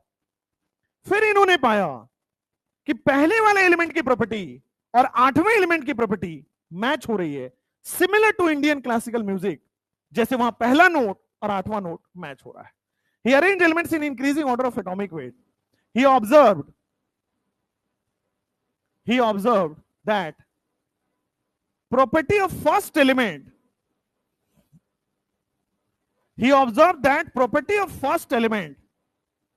and eighth element.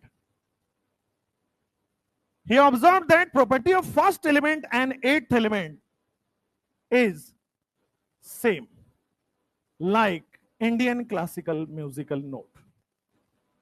किसके जैसे सेम हो रहा था? जैसे इंडियन क्लासिकल म्यूजिक में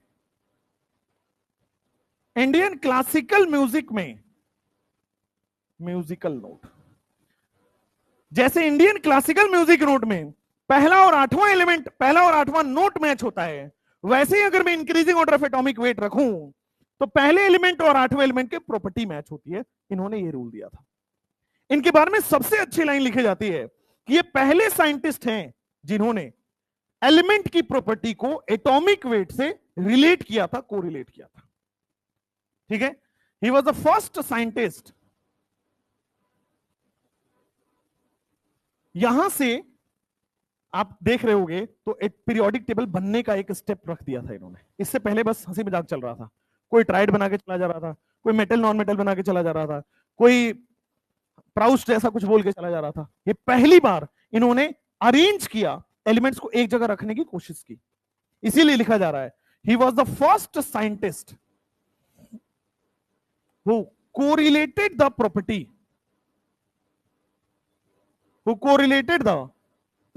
of element with its atomic weight. Atomic weight से एलिमेंट की प्रॉपर्टी को कोरिलेट किया गया, एटॉमिक वेट से एलिमेंट की प्रॉपर्टी को कोरिलेट किया गया है, तो पहला एलिमेंट और आठवें एलिमेंट की प्रॉपर्टी सेम है। लिखिए, ये डोबेरेनर का रूल है। कोई भी बात इसमें लगता है तो पूछने लगे, पूछ लीजिए।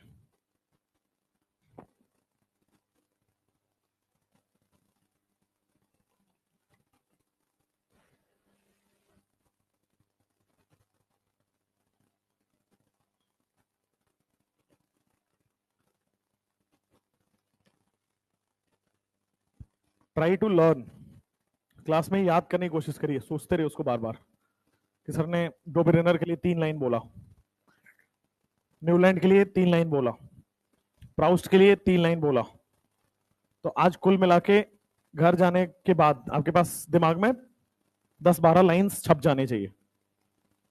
पूरा नोट्स पे रिलाई करोगे काम नहीं होगा। उसमें से इस नोट से 10-12 लाइंस बस आपके दिमाग में होने चाहिए, उस पे क्वेश्चन होंगे। That's the way to study, यही तरीका है।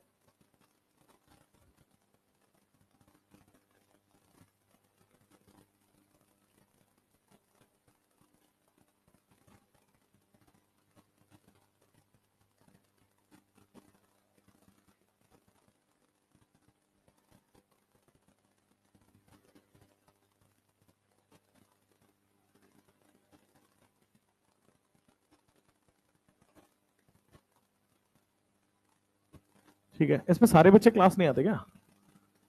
खाली क्यों लग रहा है आज? क्योंकि एज सेड कि कुछ 130 स्टूडेंट्स हैं इस बैच में। अभी मैं अटेंडेंस शीट मंगवाता हूँ। ऐसे 2 दिन गैप, 3 दिन गैप और 1 दिन क्लास, वो नहीं चलेगा, रोज आना होगा।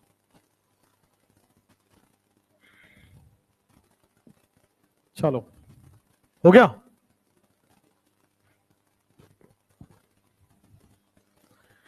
इसमें 2 बड़े बड़े फेलियर थे। क्या लग रहा है कौन सा फेलियर होगा?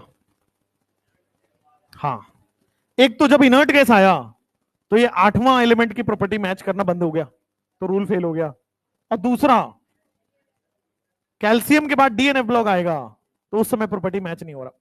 आगे जाके आप मैजिक नंबर पढ़ोगे, मैं ही पढ़ाऊंगा 4थे-5वें लेक्चर में। मैजिक नंबर कहता है कि 2 8 8 18 18 32, तो डीएनएफ ब्लॉक जब स्टार्ट हो जाता है तो 18 एलिमेंट के बाद प्रॉपर्टी मैच होता है।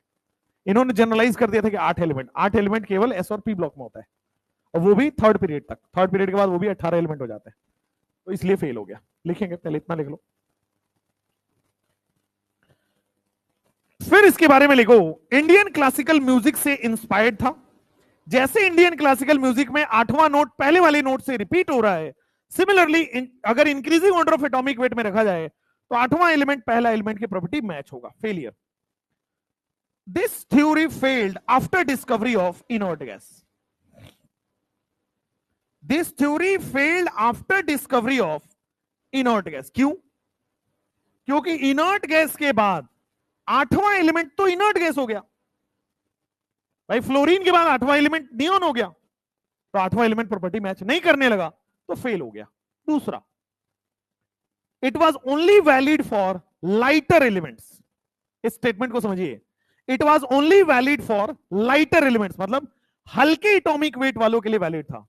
20 के बाद ये वैलिड नहीं था, ठीक ना? यही बोला जाता है, लाइटर एलिमेंट्स का मतलब कैल्शियम तक वैलिड था। It was only valid for, ये रूल जो था केवल, और it was only valid for lighter elements. It was only valid for lighter elements up to calcium. केवल कैल्शियम तक ही वैलिड था, उसके बाद ये रूल फेल हो गया था। ठीक है, इसके 2 ही फेलियर है। 2016 में न्यूलैंड से क्वेश्चन आया, उसके बाद नहीं आया, तो काफी अच्छा खासा गैप हो गया है। जनरली जो फेवरेट टॉपिक रहता है हिस्ट्री का, वो मेंडलीफ रहता है, पढ़ेंगे उसको भी। He observed the property of first element and eighth element is same. He observed that property. ठीक है, चलो हो गया ये, न्यूलैंड लिख लिया। चलो, तो इसके बाद हम लोग जाएंगे न्यूलैंड लॉ ऑफ ऑक्टेव्स के बाद नेक्स्ट क्या है? लॉदरमेयर। लॉथर नहीं है तो पता नहीं कौन से सरकारी स्कूल से पढ़ के आए हो। लॉदरमेयर कर्व। कहां थे इससे पहले? गांव से आए हो क्या सीधा? अच्छा, कोई बात नहीं, अब सब लोग गांव जा रहे हैं। अब जो हीट वेव चल रहा है ना, अब सब लोगों को रियलाइज हुआ है कि अब एसी काम नहीं करेगा। आओ भाई, लॉदरमेयर कर्व। तुम लोगों को हॉस्टल में एसी लगा हुआ है? कैसे रहते तुम? पंखे में? वो भी कभी कभी काम नहीं कर रहा है। क्या किया जाए, कितने कष्ट में रह रहे हो तुम। कोई बात नहीं, ऐसे ही होता है स्टूडेंट लाइफ। लॉदरमेयर कर्व। मैंने बोला था ना, एक बच्चे ने मैसेज किया रात में कि सर एसी नहीं चल रहा हमारा। सोचो क्या उम्मीद से मैसेज किया होगा कि अब ये स्क्रू ड्राइवर लेके निकलेंगे घर से, है ना, आधे घंटे में मेरा एसी ठीक हो जाएगा। कोई अमीर नहीं था, उसके घर में खुद ही पंखा था, मजे ले रहा था वो। लॉदरमेयर कर्व। अभी बैच 2 में 400 बच्चे पढ़ते हैं एक साथ। ऊपर वाली बैच देखे आपने क्लासरूम, उसमें एक साथ 500 बच्चे पढ़ते हैं। जो मैं स्टेज पे खड़ा होता हूँ तो लास्ट ईयर का लास्ट बच्चे का शक्ल नहीं दिख रहा होता है, वो पढ़ रहे हैं। तो मैं कभी कभी पूछ लेता हूँ उस देश में समझ आ रहा है कि नहीं, वहां तक आवाज आ रही है, ऐसा लगता है जैसे किसी अलग प्लेनेट पे बैठा हुआ है वो। ठीक है, चलो। तो लॉदरमेयर कर्व, अब वो बहुत शैतान बैच है, बहुत शैतान। मतलब वहां एंट्री होते ही ऐसा लगता है सब बेंच वेंच तोड़ देंगे। अब सोचो आप, इमेजिन द सिचुएशन, 400 लोग एक साथ बेंच बजा रहे हैं, 400 लोग एक साथ हो कर रहे हैं, और ये स्पेशल ट्रीटमेंट केवल मुझे मिलता है। पता नहीं क्या अलग ही प्यार है बच्चा को उधर। खैर इधर आइए नेक्स्ट। ये इसका कतई मतलब नहीं था कि ये भी वही करेगा, इसका दूर दूर तक ये मतलब नहीं था। लॉदरमेयर कर्व। लॉदरमेयर कर्व ने, ये एक साइंटिस्ट थे भाई, ऐसी किताबें बहुत पहले आया करती थी। चलो, तो लॉदरमेयर कर्व में इन्होंने क्या किया, एक कर्व प्लॉट किया। ये सबसे अलग निकल गए। ये सब अभी तक थ्योरी दे रहे थे, अरेंजमेंट कर रहे थे। इन्होंने भी थ्योरी दिया, अरेंजमेंट किया। इन्होंने भी थ्योरी दिया, अरेंजमेंट किया। लेकिन इन्होंने कुछ प्रैक्टिकल अप्रोच लगाना चाहा। इन्होंने क्या किया, एलिमेंट का, जितने भी एलिमेंट प्रेजेंट थे उसका इन्होंने एटॉमिक वेट और एटॉमिक वॉल्यूम का ग्राफ बनाया। इन्होंने atomic volume versus atomic wait का ग्राफ बनाया। आपने यही सुना है लॉदरमेयर में? इसके अलावा और कुछ सुना है कि कोई और ग्राफ बनाया था? नहीं बनाया था, बनाया था, बनाया था। ऐसा एनसीईआरटी में मेंशन्ड है कि एटम की physical property and atomic wait का ग्राफ बनाया था। ऐसा नहीं कि केवल atomic volume versus atomic graph बनाया था, रिफ्रैक्टिव इंडेक्स के साथ भी एटॉमिक वेट का ग्राफ बना हुआ था, डेंसिटी के साथ भी एटॉमिक वेट का ग्राफ बना था। आपके पास ग्राफ दिया एक है, बट एनसीईआरटी की लाइन आज पढ़ोगे, कल मैं एक क्लास में कराऊंगा, आज आप खुद पढ़ोगे। उसने लिखा है कि एटम की फिजिकल प्रॉपर्टी के साथ एटॉमिक वेट का ग्राफ बनाया था। उसने कहीं नहीं लिखा कि atomic volume versus atomic wait का ग्राफ बना था। राइट, राइट, पढ़ लेना एक बार, कल मैं पढ़ाऊंगा वापस। तो atomic volume versus atomic wait का उन्होंने एक एग्जांपल है, उस फिजिकल प्रॉपर्टी में से एक एग्जांपल है atomic volume versus atomic graph. उसी तरह उन्होंने refractive index versus atomic wait का ग्राफ भी ड्रॉ किया था। उन्होंने density, atomic density versus atomic wait का भी ग्राफ ड्रॉ किया था। ठीक, एटम की फिजिकल प्रॉपर्टी से एटम का ग्राफ ड्रॉ किया था। तो पहला सबसे बड़ा फेलियर, इन्होंने हर चीज के लिए ग्राफ बना दिया। तो एक कॉमन इंसान को पीरियोडिक टेबल समझाना बहुत मुश्किल हो गया। तो बहुत ही एक्सपेरिमेंटल और हाई ग्राफ बना दिया, multiple graphs for a single element. Her element का एक ग्राफ है। सोचो, आज का पीरियोडिक टेबल आपको ऐसा पढ़ाया जाता है, हर एलिमेंट का एक ग्राफ है, हाइड्रोजन का एक ग्राफ है, हीलियम का एक ग्राफ है। तो दिमाग तो वैसे ही कम है, उसमें भी ये समझना पड़े ग्राफ, तो कैसी होगी।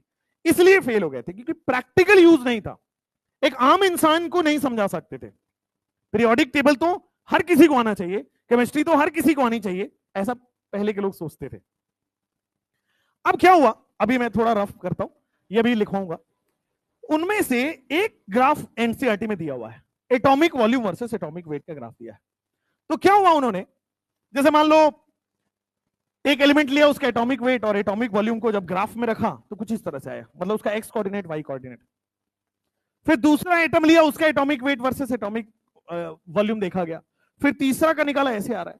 तो जब उन्होंने निकाला और सारे डॉट्स को मिलाए, हर एलिमेंट्स का atomic weight versus atomic volume, atomic volume versus atomic wait को जब देखा गया तो कुछ इस तरीके का ग्राफ निकल के आएगा।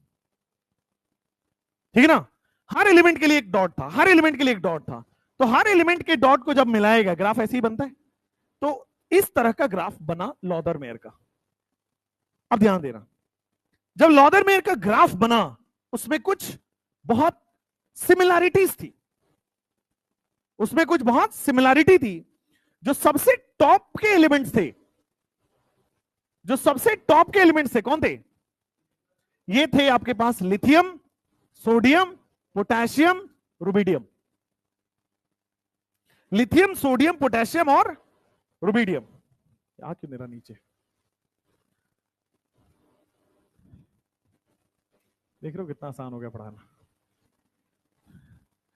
तो जो ग्राफ का जो पीक पोजीशन था, जो ग्राफ का हाईएस्ट पोजीशन था, वहां पे ग्रुप नंबर 1 के एलिमेंट्स थे। ठीक है, जब इन्होंने और सिमिलरिटी ढूंढी तो जो ग्राफ का डिसेंडिंग पोर्शन था, डिसेंडिंग का मतलब नीचे की तरफ जा रहा है, डिसेंडिंग का मतलब नीचे की तरफ जा रहा है, डिसेंडिंग का मतलब जो ग्राफ नीचे की तरफ जा रहा है, जो ग्राफ नीचे की तरफ जा रहा है, तो जो डिसेंडिंग पोर्शन था वहां पे ग्रुप नंबर 2 के एलिमेंट्स मिले थे, यानी कि बेरिलियम मिला, मैग्नीशियम मिला, कैल्शियम मिला, स्ट्रोंशियम मिला, आगे बैरियम मिलेगा।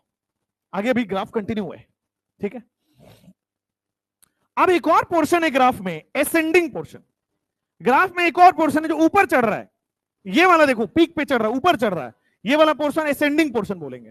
तो जो एसेंडिंग पोर्शन था वहां पे हैलोजन वाले एलिमेंट्स मिले थे, वहां पे हैलोजन वाले एलिमेंट्स मिले, फ्लोरीन, क्लोरीन, ब्रोमीन और आगे जाओगे तो आयोडीन।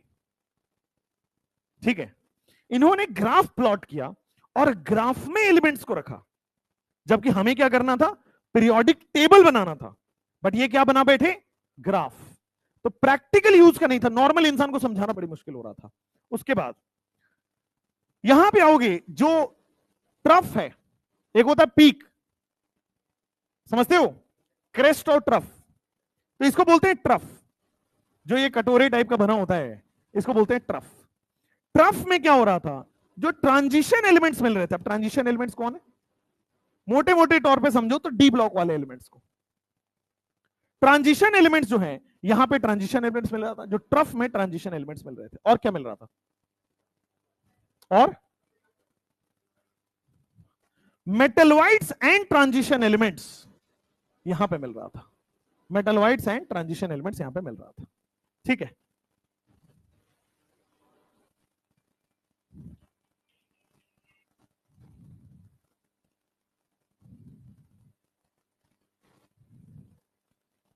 हाँ, तो अभी के लिए ध्यान रखेंगे, ट्रांजिशन एलिमेंट्स मिल रहा था। तो देखो, अब लॉदरमेयर को दिमाग में सेट करते हैं। लॉदरमेयर ने क्या किया, हर एलिमेंट जितने भी उस समय डिस्कवर थे, ऑलमोस्ट 50 एलिमेंट्स डिस्कवर हो गए थे लॉदरमेयर टाइम तक। तो हर 50 एलिमेंट का इन्होंने एटॉमिक वॉल्यूम और एटॉमिक वेट का एक ग्राफ बनाया। अब एटॉमिक वॉल्यूम कैसे निकाला होगा, तो आपको पता है density is equal to mass upon volume होता है, तो volume is equal to mass upon density लिख सकते हैं। तो आप पीरियोडिक टेबल खोलोगे तो जब भी एलिमेंट की डिस्कवरी होती है तो उसका एटॉमिक मास पता होता है, जब भी एलिमेंट की डिस्कवरी होती है उसका डेंसिटी पता होता है, तो मास अपॉन डेंसिटी से एटॉमिक वॉल्यूम आप निकाल लोगे। तो हमें हर एटम का एटॉमिक वॉल्यूम पता है, हमें हर एलिमेंट का एटॉमिक मास या एटॉमिक वेट पता है, तो एटॉमिक वॉल्यूम और एटॉमिक वेट का एक पॉइंट हो जाएगा। सिमिलरली हर एलिमेंट के लिए एक ऐसा ग्राफ बन गया। तो जितने भी एलिमेंट प्रेजेंट थे उसका उन्होंने atomic volume versus atomic wait का ग्राफ बनाया, और ग्राफ कुछ इस तरीके से मिला। ठीक, जो सबसे पीक पोजीशन है, टॉप पोजीशन है, वहां पे ग्रुप नंबर 1 यानी कि अल्कली मेटल्स मिले। जो डिसेंडिंग पोर्शन है यानी कि group number 2 alkaline earth metal मिले। जो असेंडिंग पोर्शन है यानी कि ग्रुप नंबर 17 हैलोजन मिले। और जो ट्रफ है वहां पे ट्रांजिशन एलिमेंट्स मिले थे। ये लॉदरमेयर के कर्व में ऑब्जर्व किया गया। अब ये फेल क्यों हुआ, क्योंकि भाई ये तो साइंटिफिक है, भाई हम सब कैलकुलेट करके बता रहे हैं, तो ये तो सबसे एक्यूरेट आना चाहिए। तो ये सबसे एक्यूरेट था, अब तक का सबसे एक्यूरेट ग्राफ आया था। लेकिन हर चीज के लिए एक नया ग्राफ, हर चीज के लिए एक नया ग्राफ आ गया। अब उन्होंने कहा कि चलो यहां पे ये ट्रेंड देखा, refractive index mu versus atomic wait का जब इन्होंने ग्राफ बनाया तो भी बेटा वो कुछ इस तरीके से आया। और वहां भी सेम ट्रेंड आया, जो पीक पे बनाया वो ग्रुप नंबर 1 अल्कली मेटल थे, जो डिसेंडिंग पोर्शन थे वहां group number 2 alkaline earth metal थे, जो असेंडिंग पोर्शन है वहां हैलोजन ही थे, और जो ट्रफ थे वहां पे ट्रांजिशन एलिमेंट्स ही मिल रहे थे। फिर उन्होंने एक और ग्राफ ड्रॉ किया कि और प्रूफ देते हैं। फिर उन्होंने क्या किया है, atomic density versus atomic wait बनाया।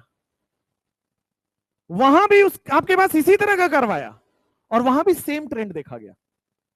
तो लॉदरमेयर ने एक ही चीज को प्रूव करने के लिए बहुत सारे ग्राफ बना दिए, इसलिए फेल हो गया कि प्रैक्टिकल यूज नहीं था। इतने सारे ग्राफ कौन याद रखेगा। पीरियोडिक टेबल बनाते समय ध्यान रखा जाता था कि कॉमन इंसान इस बात को समझ जाए, बट एक कॉमन इंसान के समझ के ऊपर थी। दूसरा, हर चीज के लिए एक नया ग्राफ, हर चीज के लिए नया ग्राफ। तीसरा, एक्यूरेसी का पता नहीं था। एक्यूरेसी समझ रहे हो, ध्यान से देखना। इन्होंने बोला टॉप पे अल्कली मेटल है, अब टॉप पे लेफ्ट टॉप है, राइट टॉप है या मिडिल टॉप है, ये नहीं पता। जैसे इन्होंने बोला डिसेंडिंग पोर्शन, अब डिसेंडिंग पोर्शन यहां से यहां तक है, लेकिन बेरिलियम कहां है, यहां है, ऊपर है, नीचे है, ये नहीं पता। एक्यूरेसी का पता नहीं था, ठीक है। जैसे इन्होंने बोला असेंडिंग पोर्शन, ये वाला पोर्शन है, असेंडिंग पोर्शन में हेलोजन है, अब हेलोजन कहां है, यहां है, यहां है, यहां है, नीचे है। कोई एक्यूरेट पोजीशन नहीं बता पाए, मतलब एक्यूरेट पोजीशन को याद रखना एक आम इंसान के लिए बस की बात नहीं थी। इसलिए इस थ्योरी को, हालांकि सबसे एक्यूरेट था, हालांकि सबसे प्रैक्टिकल था, पर लोगों ने इसको डिस्कार्ड कर दिया कि ये थ्योरी नहीं चलेगी, ये आम इंसान की बस की बात नहीं है। हर चीज के लिए एक नया ग्राफ बनाना, एक्यूरेसी का नहीं पता होना, और आम इंसान की बस की बात नहीं थी कि हर का एटॉमिक मास पता करे, डेंसिटी पता करे, डिवाइड करे, वॉल्यूम निकाले और फिर ग्राफ बनाए। आम इंसान की बस की बात नहीं थी कि atomic density versus atomic wait का ग्राफ बनाए। आम इंसान कैसे निकाल पाएगा रिफ्रैक्टिव इंडेक्स? तो ये पूरा एक प्रैक्टिकल ही अलग सा ग्राफ उन्होंने बना दिया जो लोगों की समझ से बाहर हो गया, और ये प्रैक्टिकल होते हुए, सब कुछ एक्सपेरिमेंटल प्रूफ के साथ होते हुए भी ये थ्योरी फेल हो गई। अब लॉदरमेयर को थोड़ा सा दिमाग में फिट करते हैं। लॉदरमेयर ने प्रैक्टिकल अप्रोच लिया एलिमेंट्स को सजाने का। सबसे पहली बात, इन्होंने प्रैक्टिकल अप्रोच लिया, वन लाइन। सेकेंड लाइन ध्यान रखना है कि एलिमेंट की फिजिकल प्रॉपर्टी के साथ एटॉमिक वेट, एलिमेंट की फिजिकल प्रॉपर्टी वाई एक्सिस पे और एटॉमिक वेट को एक्स एक्सिस पे रखा। एटॉम की फिजिकल प्रॉपर्टी और एटॉमिक वेट को इन्होंने ग्राफ प्लॉट किया। अब फिजिकल प्रॉपर्टी में एटॉमिक वॉल्यूम भी है, रिफ्रैक्टिव इंडेक्स भी है, एटॉमिक डेंसिटी भी है, कुछ भी है, बट एनसीईआरटी में एटॉमिक वॉल्यूम दिया हुआ है, ये वाला ग्राफ दिया हुआ है। क्लियर? पहला लाइन प्रैक्टिकल अप्रोच था, दूसरा लाइन एटम की physical property versus atomic wait को इन्होंने ग्राफ प्लॉट किया। तीसरा लाइन, जब इन्होंने ग्राफ प्लॉट किया, दिए कुछ ऐसे जिगजैग साइन टाइप का कर्व बना, ठीक। चौथा, सबसे टॉप पे ग्रुप नंबर 1 मिला, डिसेंडिंग पे ग्रुप नंबर 2 मिला, असेंडिंग पे हेलोजन मिला, और सबसे बॉटम पे ट्रांजिशन एलिमेंट्स मिले। यही रूल है। अब इसके बाद इसमें आता फेलियर। प्रैक्टिकल था बट आम इंसान की बस की बात नहीं थी, इसलिए फेल हो गया। हर चीज के लिए एक नया ग्राफ आ रहा था, इसलिए फेल हो गया। उसके बाद पोजीशन ऑफ द एलिमेंट्स की एक्यूरेसी नहीं थी। अब टॉप पे है तो कितना टॉप पे है, एकदम बीच में है, लेफ्ट में, राइट में, ये नहीं पता था, इसलिए फेल हो गया। ठीक है, तो कुल मिला के कॉन्साइज यही 3-4 लाइन है लॉदरमेयर के लिए, वो इसको अभी लिखते हैं। आइए,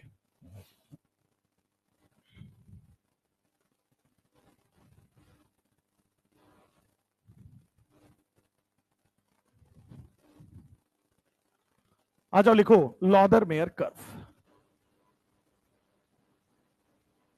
लॉदरमेयर कर्व प्रैक्टिकल अप्रोच था, लेकिन इतना ज्यादा प्रैक्टिकल हो गया कि लोगों की समझ में नहीं आने लगा, इसलिए फेल हो गया। He plotted a curve, Lothar Meyer curve में आएगा, he plotted a curve, he plotted a curve between atomic physical property, he plotted a curve between atomic physical property, he plotted a curve between atomic physical property and atomic weight. Atomic physical property का मतलब atom की physical property, और atom की physical property को curve का मतलब graph होता है। ही प्लॉटेड अ कर्व, या फिर इसको लिखो ग्राफ, ठीक है। एटॉमिक फिजिकल प्रॉपर्टी को बेटा इन्होंने लिया था वाई एक्सिस पे, और जो एटॉमिक वेट है उसको लिया था इन्होंने एक्स एक्सिस पे। तो he plotted a curve between atomic physical property on Y axis and atomic weight on X axis, ठीक है। उस फिजिकल प्रॉपर्टी में वाई एक्सिस पे क्या क्या लिया एटॉमिक फिजिकल प्रॉपर्टी में, तो रिफ्रैक्टिव इंडेक्स को लिया और फिर ग्राफ बनाया, रिफ्रैक्टिव इंडेक्स के साथ ग्राफ बनाया। फिर देखो एटॉमिक वॉल्यूम के साथ ग्राफ बनाया, एटॉमिक डेंसिटी को वाई एक्सिस पे रखा और ग्राफ बनाया। एक्स एक्सिस पे फिक्स था एटॉमिक वेट, एक्स एक्सिस पे फिक्स था एटॉमिक वेट, बट इस तरह से उन्होंने ग्राफ बनाया। Nice, next.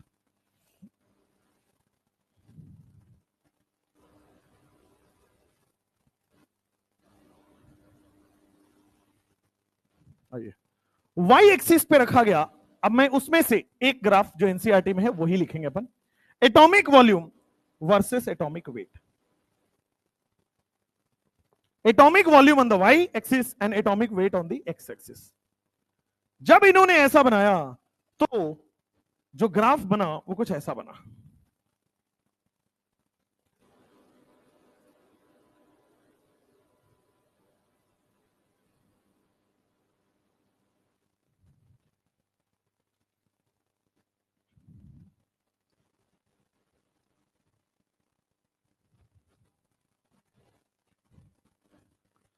यहां पे मैं आपको लिख रहा हूं, जो टॉप पे लिथियम, सोडियम, ग्रुप नंबर 1 के एलिमेंट मिले पोटेशियम, फिर मिला आपके पास रुबिडियम, ठीक है।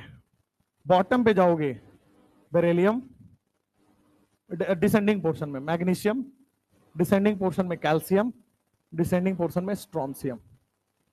जब आप असेंडिंग पोर्शन में जाओगे फ्लोरीन, पहले वाले में फ्लोरीन मत डाल देना, लिथियम के बाद आता है फ्लोरीन, फिर आ जाएगा क्लोरीन, फिर आ जाएगा असेंडिंग पोर्शन में ब्रोमीन, और सामने आयोडीन आ जाएगा, और आगे जाओगे तो, ठीक है।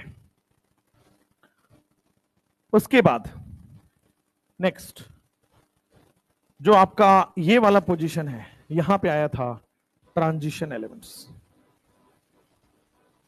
बेटा बात हमसे करना है और किसी से नहीं।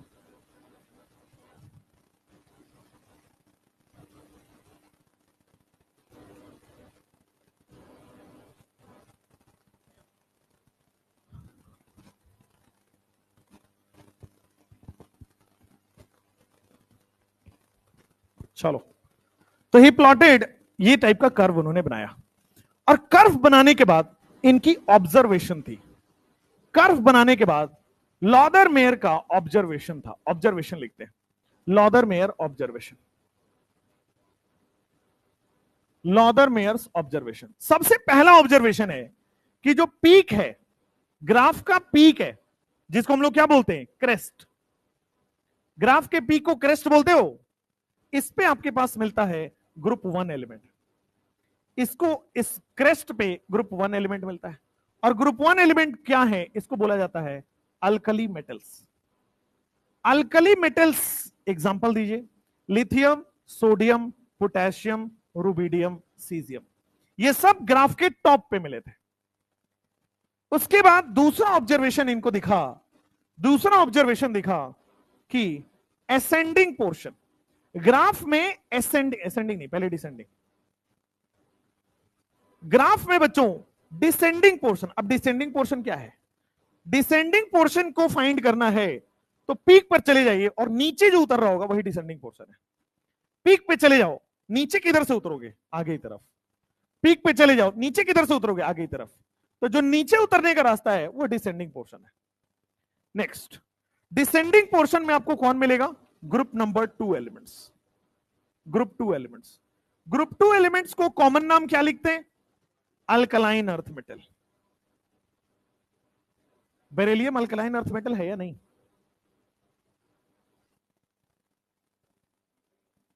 क्वेश्चन है प्रीवियस ईयर का। It's not an alkaline earth metal, NCERT में लिखा हुआ है, अब नहीं लिखा हुआ है, इस ब्लॉक हट गया, बट वो नए वाले एनसीईआरटी के पी ब्लॉक में वाला लाइन लिख के दे दिया है, ठीक है। तो ग्रुप नंबर 2 के बाद alkaline earth metal. Alkaline earth metal में magnesium, calcium, strontium, barium, radium. Beryllium is not considered as alkaline earth metal. अब आप कहोगे सर बेरिलियम यहां कैसे, बेरिलियम उनको मिला था वहां पे, अल्कलाइन अर्थ मेटल नहीं बोलते हैं, बट प्रॉपर्टी तो ग्रुप 2 वाली ही है। चलो, पीक हो गया, फिर डिसेंडिंग पोर्शन हो गया, इसके बाद असेंडिंग पोर्शन। जो तीसरा ऑब्जर्वेशन था कि ग्राफ में जो असेंडिंग पोर्शन था, असेंडिंग पोर्शन मतलब पीक पे चढ़ने का रास्ता, डिसेंडिंग पोर्शन का मतलब पीक से उतरने का रास्ता, पीक पे चढ़ने का रास्ता, असेंडिंग पोर्शन हुआ। असेंडिंग पोर्शन पे बेटा ग्रुप 17 के एलिमेंट्स मिले थे। ग्रुप 17 के एलिमेंट्स को बेटा हैलोजन बोला जाता है। और हैलोजन क्या होता है, फ्लोरीन, क्लोरीन, ब्रोमीन, आयोडीन। अच्छा, अब ग्राफ का बेटा एक पीक एरिया भी, ग्राफ का एक ट्रफ भी है, डाउनवर्ड पोर्शन। ग्राफ का एक ट्रफ पोर्शन भी है, ठीक है। ट्रफ पोर्शन में बेटा आपको मिला था ट्रांजिशन एलिमेंट्स,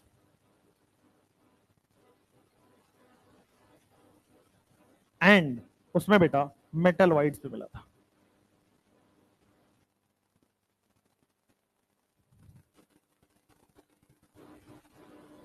तो ये लॉदरमेयर की ऑब्जर्वेशन थी।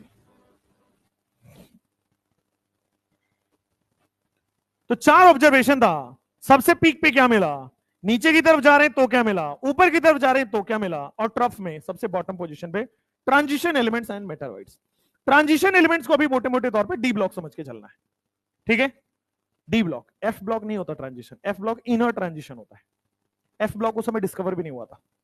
चलो, तो ये हो गया लॉदरमेयर का ऑब्जर्वेशन। अब लॉदरमेयर के ऑब्जर्वेशन के बाद ये फेल क्यों हुआ, ये फेल क्यों हुआ, ये सबसे प्रैक्टिकल अप्रोच था, बट लॉदरमेयर फेल क्यों हुआ, फेलियर। फेलियर के लिए 2 चीज लिखेंगे कि there was separate graph for each physical property. हर फिजिकल प्रॉपर्टी के लिए एक नया ग्राफ, रिफ्रैक्टिव इंडेक्स नया ग्राफ, एटॉमिक वॉल्यूम नया ग्राफ, एटॉमिक डेंसिटी नया ग्राफ। तो there was separate graph for every physical property, there was separate graph for every physical property. और सेपरेट ग्राफ होने से दिक्कत क्या है, सेपरेट ग्राफ होने से दिक्कत है कि कॉमन मैन को समझने में आसानी नहीं थी, ठीक है ना। Which was not for common man understanding. बेटा आम इंसान के समझने के लिए, आम इंसान की अंडरस्टैंडिंग के लिए नहीं था, इसलिए इस रूल को, इस ग्राफ को लोगों ने डिस्कार्ड कर दिया। दूसरा, the accuracy of elements was not defined. जो एक्यूरेसी था, the accuracy of elements was impossible to learn, impossible to learn. Accuracy of elements in graph, graph में एक्यूरेसी ऑफ एलिमेंट्स जो था वो इंपॉसिबल ही था। अब ये याद करना पड़ेगा कि लिथियम लेफ्ट साइड में टॉप में है कि राइट साइड में टॉप में है, सोडियम लेफ्ट में है कि राइट में है, ये कितना बीच में है, ये कितना बीच में है, तो ये सब इंपॉसिबल था लर्न करना। उसके बाद तीसरा फेलियर, बहुत सारे ट्रांजिशन एलिमेंट्स यहां पे पाए गए, बहुत सारे ट्रांजिशन एलिमेंट्स कितना होते हैं, 10, याद है ना, ग्रुप 3 से लेके ग्रुप 12 तक, तो 10 ग्रुप होते हैं। बहुत सारे ट्रांजिशन एलिमेंट्स यहां पे आ गए। अब पता ही नहीं कि, अब मान लो ग्रुप 3 की बात कर, ग्रुप 4 की बात करता हूं, पीरियड 4 की। अब पीरियड 4 में स्कैंडियम से लेके जिंक तक ट्रांजिशन है, तो सारे स्कैंडियम से जिंक इसके बीच में आ गए थे। तो बहुत सारे एलिमेंट एक छोटी जगह पे ग्राफ में आ गए, वो भी इंपॉसिबल टू लर्न है, ठीक है। तीसरा, सेवरल ट्रांजिशन एलिमेंट्स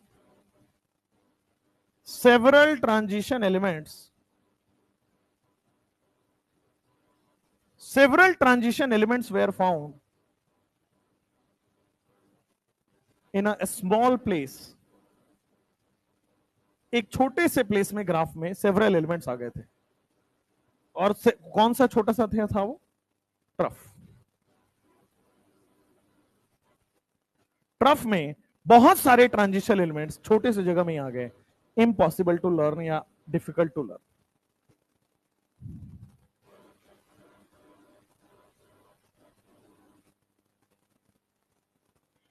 इसके बाहर नहीं है आपका लॉदरमेयर।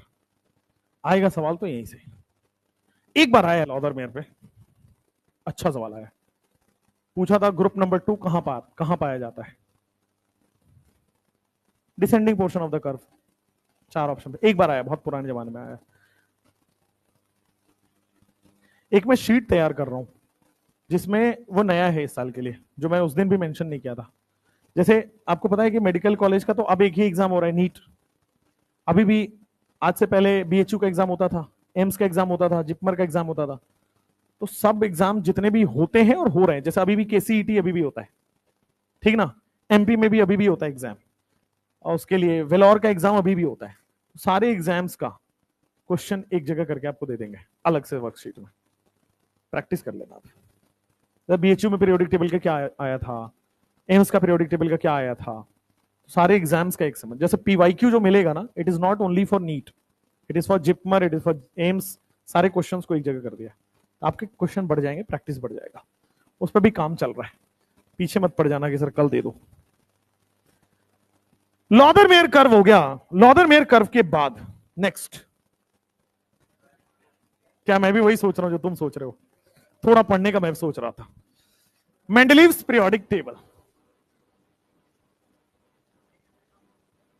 क्या हो चुका है?